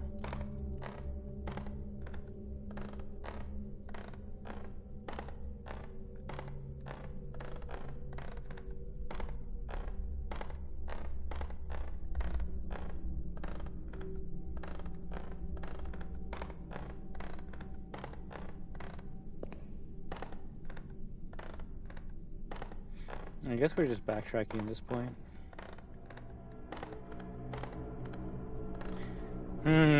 Yeah, this is the right way we're going. It keeps on stuttering, so I feel like this is the right way.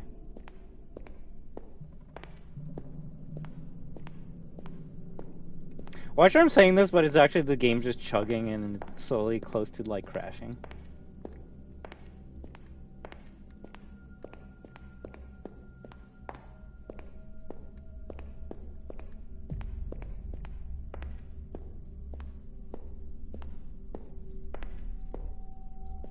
Something's moving around this area.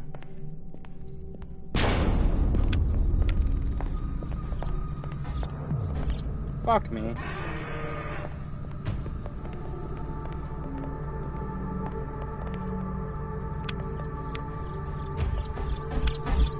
Holy shit, this fast as fuck! It could be. You might be right about that, but at least thankfully the assumption was correct and we got to where we need to be.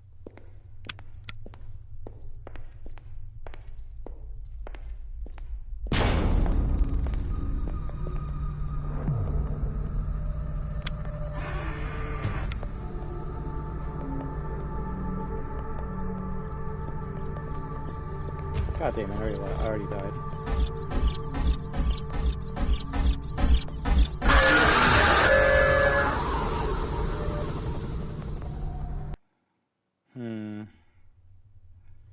Maybe we hide behind this,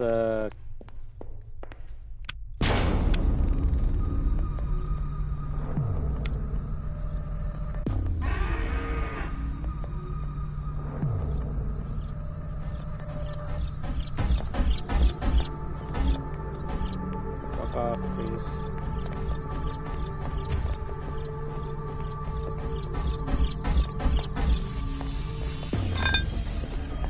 Wait, that's your mechanic? You actually, like, uninstall yourself after you run for a while? Okay. That's its mechanic, it shuts down after a while, so let's just get the hell out of here while we can.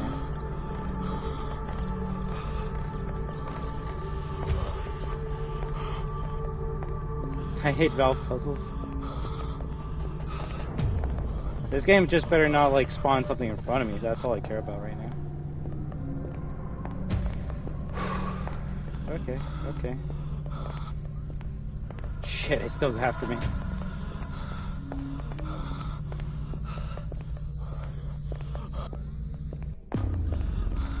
GG. Let's get the fuck out of here.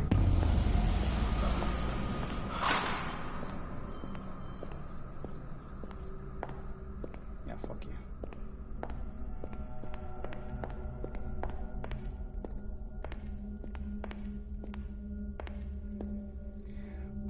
Alright, that actually was a pretty interesting section. I don't know if you can actually, like, sneak by the bull and grab the valve and get out of there using stealth, or it's one of those sections you just gotta keep on running. I did notice that it shut down when we were in that room with the valve, but only for a couple seconds.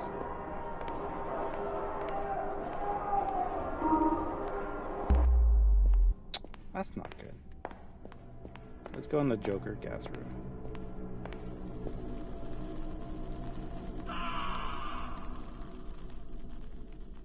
Okay, well, one, I guess that gas actually kills you. Two, I was about to say, is that a landmine? And then three, I guess we died.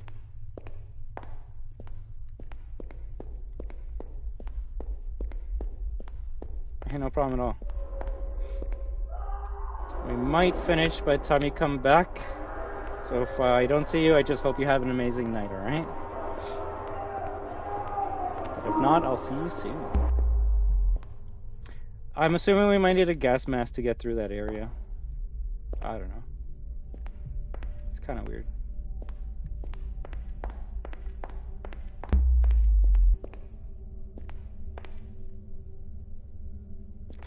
Okay then, apparently this has turned into Resident Evil. Interesting. Alright.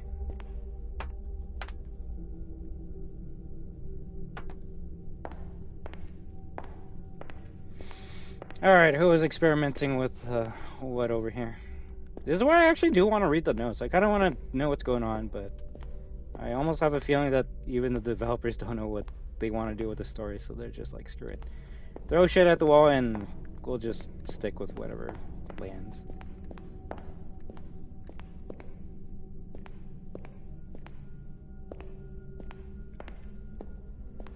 You see, if I was a hack writer, I would say, oh, these are the tubes where your character is actually in. They're like breathing a gas that's making them dream and see all the shit that we're going through. But hopefully they wouldn't make it that obvious, right? Because these things would like not matter at all when it comes to the gas mask for animatronics. So interesting. I'm taking a big risk by backing you up here. The general is about to shut down the project. You'd better pray this one turns out better than the others. Get ready the next one. That is true. We read a note that said that the army, which I mean, it's up to you if you want to say it's dumb. I mean, it is dumb, but it's different. It's different. So it seems like the army is trying to use these toys as like weapons of mass destruction. How are they doing that? I'm not sure. I have a weird feeling that they are either trying to transfer like the conscious/souls of soldiers into these robots. Therefore, they'll be like indestructible unless you throw an EMP at them or some shit. I don't know. Or B, maybe it's some sort of like you control the robots with your mind, and that's how the army wants to like make new soldiers. That way they don't lose actual people and they're just losing robots. Either way, I will say it's an interesting take. I haven't had animatronics being a part of the army in a game, in any of the games that I played, so very interesting. Honestly, the army are also some of the FNAF robots. They want that tech problem, of course. Although they would obviously want to make sure that it's not susceptible to EMPs or other shit that would just make it completely not worth investing in that type of technology, right? But you're not wrong. You're definitely not wrong. Heck, I mean, even though it sounds dumb when you say it, that's what Umbrella was trying to make, right? They weren't trying to be like, alright, zombies are going to replace soldiers now because they can't die, and if they die, they at least come back to life. No, what Umbrella was trying to make was like some type of serum or formula that, like, if you get shot in the in war, you can like use it to heal up fast, because that's what the T-virus does, right? Or making sure it doesn't become sentient to the point it goes against its orders. And you, uh-oh. Lag. Did you just read the lore for Horizon Zero Dawn? Which, I don't know if you know that series, but funny enough, that's actually what that series is about. The army's like, yo, let's make robots fight for us. And then the robots are like, why are we fighting like each other? Why don't we just like take over humanity and like call it a day? And yeah. So granted, I feel like that's been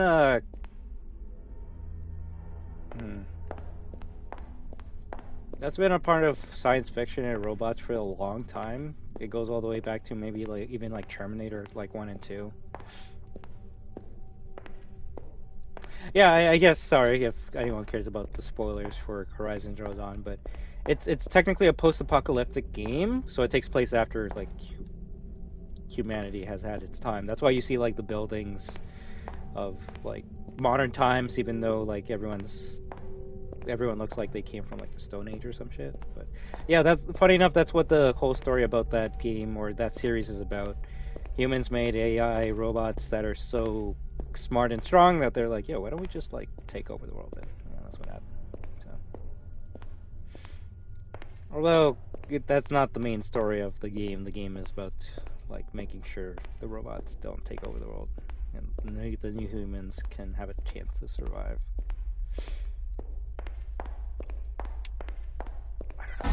Oh!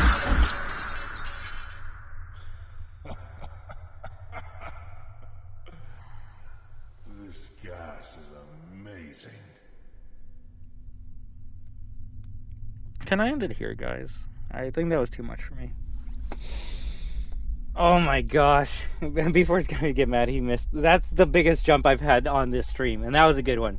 That was a good one. If that thing just killed me right away, I would have called BS, but that was a good one. But now I'm probably just gonna go back and check other areas, because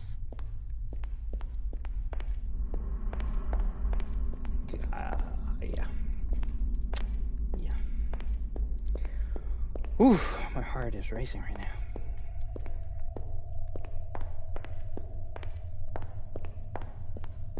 If anything, don't tell B4. Let him play this game and get scared by that scene.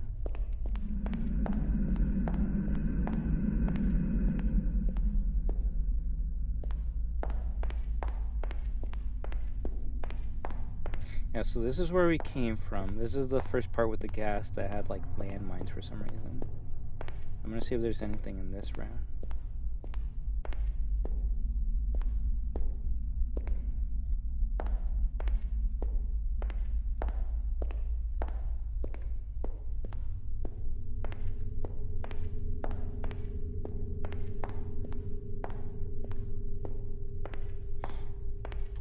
But yeah, if someone's like, oh, army using robots, that's so unrealistic or dumb. Why would the army use robots instead of sending real people? I mean, the army is kind of doing that right now with drones, so it's not actually a dumb concept. If they can find a way to not send soldiers and have something that's, no offense, but that can do more damage quicker than a platoon of soldiers, then yeah, the army's gonna invest in that, right? What sounds smarter, sending like a platoon of soldiers to screw up a compound or one drone strike, right? So the army will always invest in crazy technology. It's just if it warrants investing in that type of technology. I will say, if the army thought like buying a Tyrant from Umbrella to like use in war was a good idea, then the army is fucking stupid in the RE universe. Those Tyrants can die to like literally one RPG, so not a good investment is what I'm trying to say. Okay, that loaded over there, so I'm gonna go over here.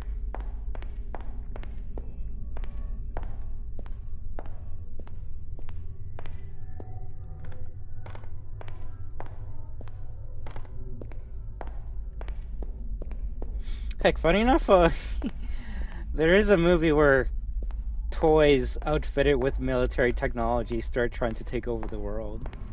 I think it's called Small Soldiers. Granted, the army wasn't like being like, yo, we're gonna like put these chips into the toys and we're gonna take over the world that way. No, that was more so of an accident. Interesting.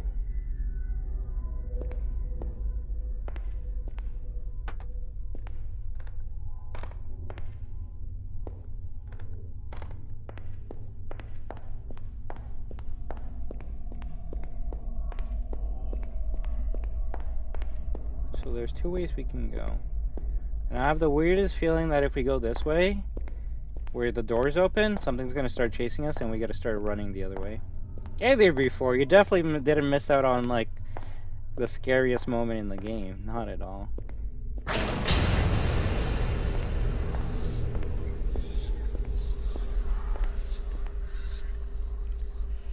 That's kind of creepy.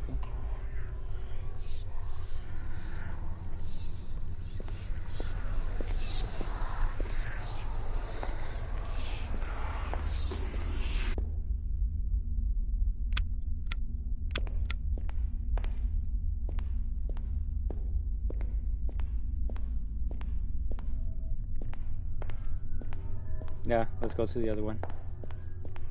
Epicurean chloride. You mean we can use it to make someone believe whatever we want?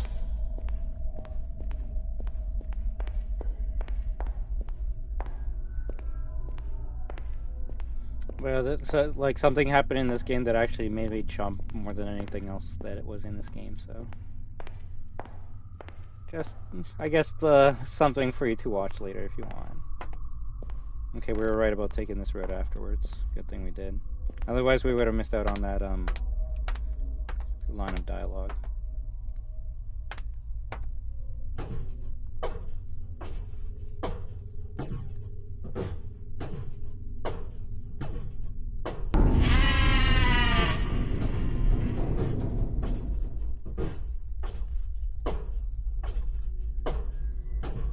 There's no run button, so if something shows up, I'm screwed. Also, the Afton gas! Okay, game. A doctor, a priest. No shit! I can make them think they're in a police station. Am I dumb for saying I'm kind of nostalgic for this area already? Am I dumb for saying that? You're not wrong if you say yes, but I'm actually kind of excited that we're in the police station again, but also it's a oh fuck moment too, because we're in the police station again.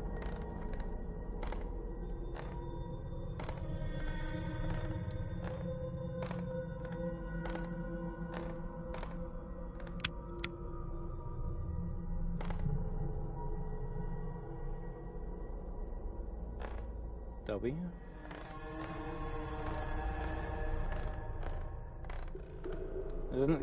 That was the hallway that had this bullshit ghost jump scare with the loudest fucking noise of all time. You better not put it in there. But also, if they were gonna put a BS jump scare in this game, it would be in this section. So, if it happens, I'm ending the stream. If it doesn't, then I'm still probably gonna end the stream in like 5 minutes, just because I feel like this is part 4 out of 5, so. The city of Aurora, Illinois, I believe?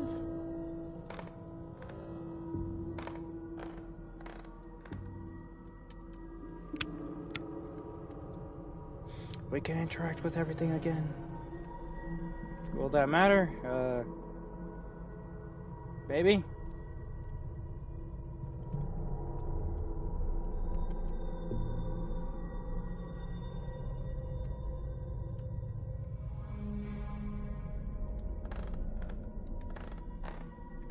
I actually trapped myself here. That's hilarious. There we go.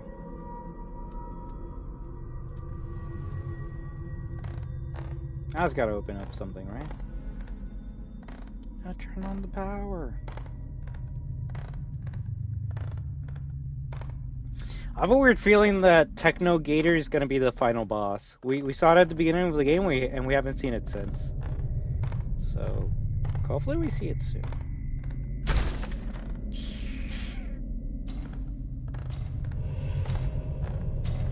What the fuck you want me to do?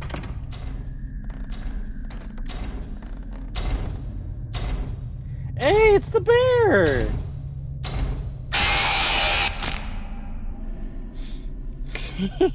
I'm like, bro, you're on the cover. Did like Scott Cawthon really take you out of the game?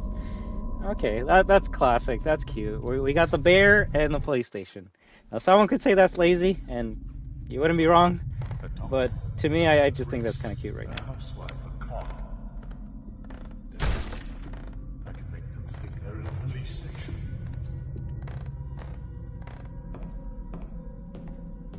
Although we can't hide in the lockers anymore, so. Also, the washroom definitely got smaller.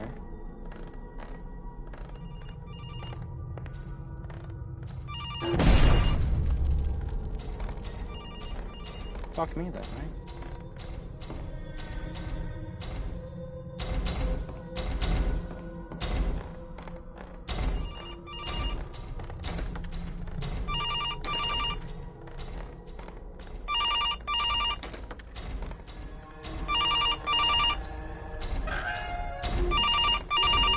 Open the door!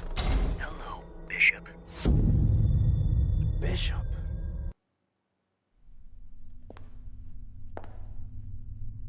Aw, that actually was kind of sad.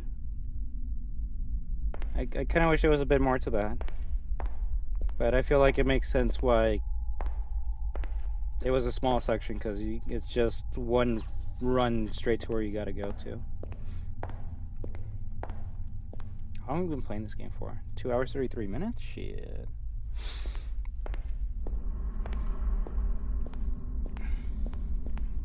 Is there even a save on here? Load checkpoint, continue, exit.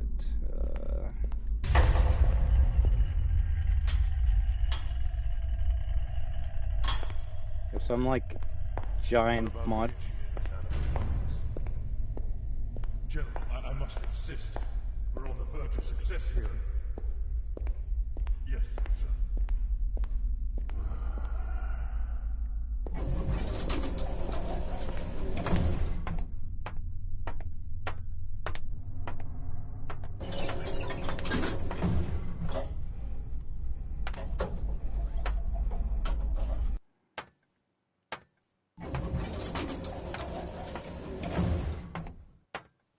There we win! I see the outside. Hello? Easy jump scares. Like, I don't know, maybe it's kind of tough to develop something, but like, a player like me, I would like look in there, and that's when you like add something scary to grab you or something. I don't know. One of these are gonna open up.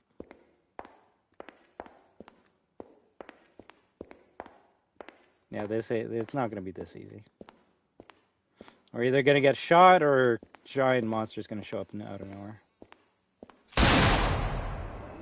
Sorry, but it's better for everyone this way. Dun dun dun!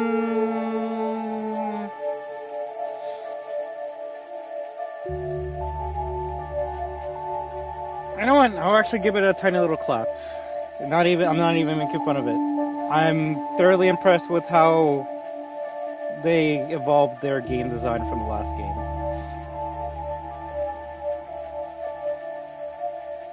Technically, I guess if like you have balls or just are not scared of anything, you could probably finish it as fast as the first game. It doesn't seem like it's a long game, it's just the tension of not knowing what's happening that will scare you. But I don't know, I feel like there's different routes we could have taken. And there has to be more animatronics. It's so weird that we saw that techno alligator. I call it techno alligator because they had like this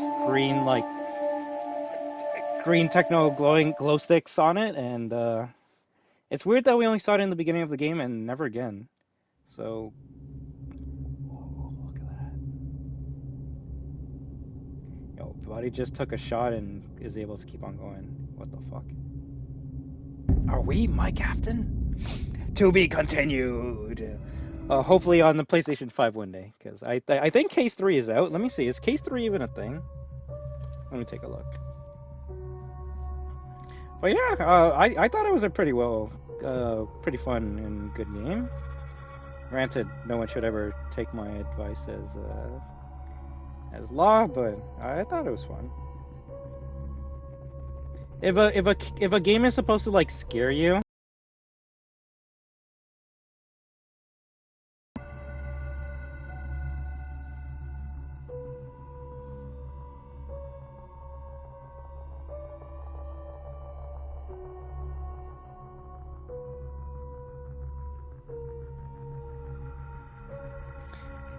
huh. So apparently, I don't know, Daco made a video about Case Animatronics 2 months ago, so maybe Case 3 did come out, it just might take a while for it to show up on consoles. Let me see. I'm actually on Walnut LLC's YouTube channel right now.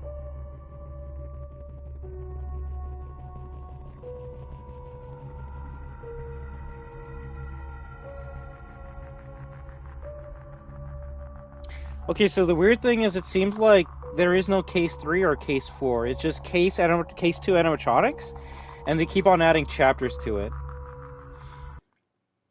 because 3 months ago they uploaded something Case 2 Animatronics Survival, which is what the game we just played is called.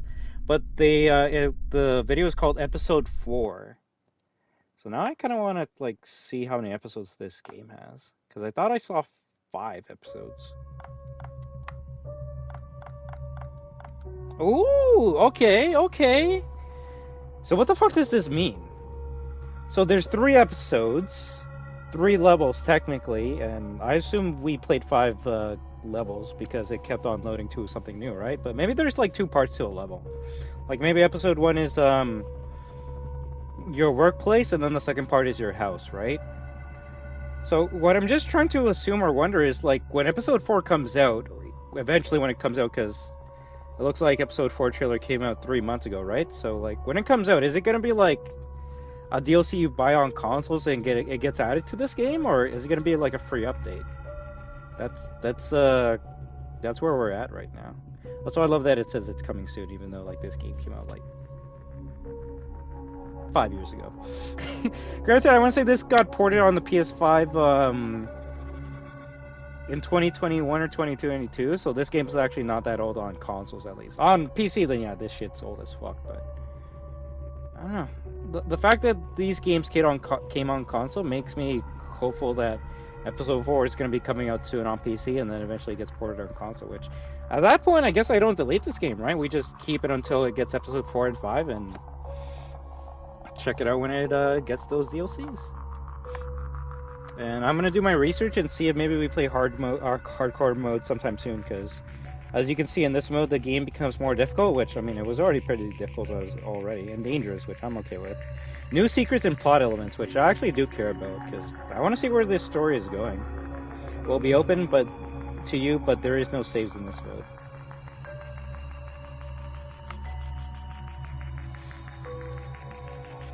Did I actually pick new game?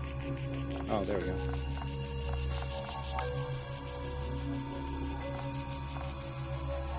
No credits! No credits! I guess the credits were right at the end. And then if you press load game, it just takes you to your last save. Alright, let me quickly see what trophies we're missing for this game. And yeah, then we just end it. So I don't know if you saw before, but sadly there sadly isn't a platinum trophy for this game compared to the first game. It's just 100%. And we did get 8 out of 12 trophies. So the last one we need to get trophies for is Danger Keep Out, which is Die from the Generator. Okay. One is You Are Not Ready, which is activate the Easter eggs with a switch. So that for me sounds like something you would have to play on hard mode for. Researcher, to perish from a jump into a pit. So I'm assuming with this trophy you die instantly when you jump into the pit in the ground, right? So that's kind of funny. And World of the Wild West, Owl in the Hat.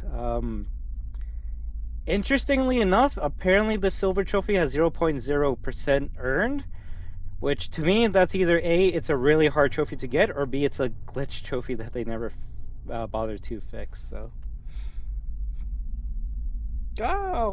I'll give you the answers to those questions tomorrow. I'm gonna watch a video after we end the stream and 1, see how Corey Kenshin dealt with this game, and 2, if we can even get a platinum trophy for this game, right?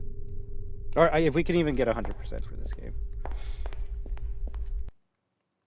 But yeah, I guess at this point in time we're kind of done. I will say this picture made me think that there was going to be a bit more to this game, like a mastermind or a puppet man that's controlling all these characters, which that still could be the case. It's just this game doesn't give us enough information, at least on the default difficulty, to be able to make any conclusions. So I'll do research, and if the hard mode's really fun enough, then we'll see if we can play it sometime soon. If not, then we're just gonna have to wait until chapter 4 comes out and 5 as well. So at least for right now, that's the Case Animatronics Saga, Volume 1 and 2, which could you say it's a ripoff of Five Nights at Freddy's? Maybe aesthetically, or in concept, at least with the basic premise that you're a security guard that has to survive the night against animatronic robots, but that's just surface level stuff. After that, the game starts becoming its own thing with its own lore, which I actually do enjoy. So I don't know if someone calls this game a FNAF clone or some shit. I mean, I can say it's FNAF inspired, but not the same game, not at all.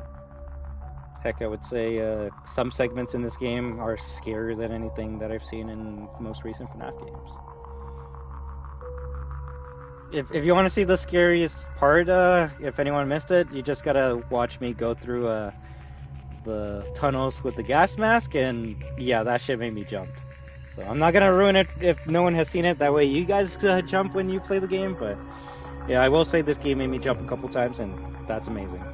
That's more jumps than Poppy Playtime gave me. So for that fact, I'll give Case Animatronics 2 a 10 out of 10. But if you care about polish, refinement, and all that other crap, yeah, I don't know. All I can say is hopefully the gameplay shows you if it's something that you would be interested in trying yourself, or something that's like, hey, this is cool to watch, but you wouldn't want to play it yourself, which I'm okay with too. Yeah, I guess we'll leave it at that. So I would like to thank each and every one of you for stopping by today, tonight. You have been watching I Am Destruction with Case 2, Animatronic Survival.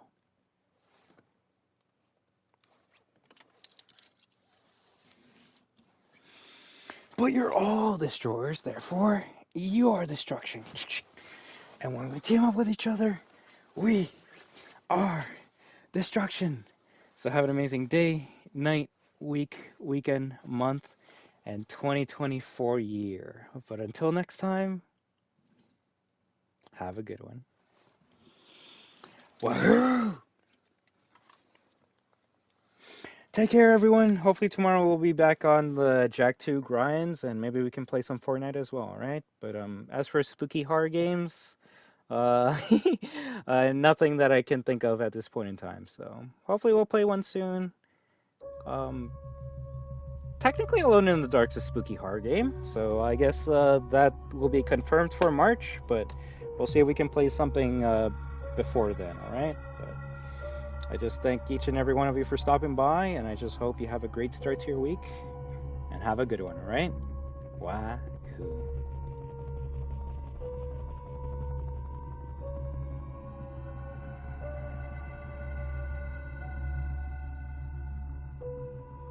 I thank every destroyer and new viewer for being here, and have a good one.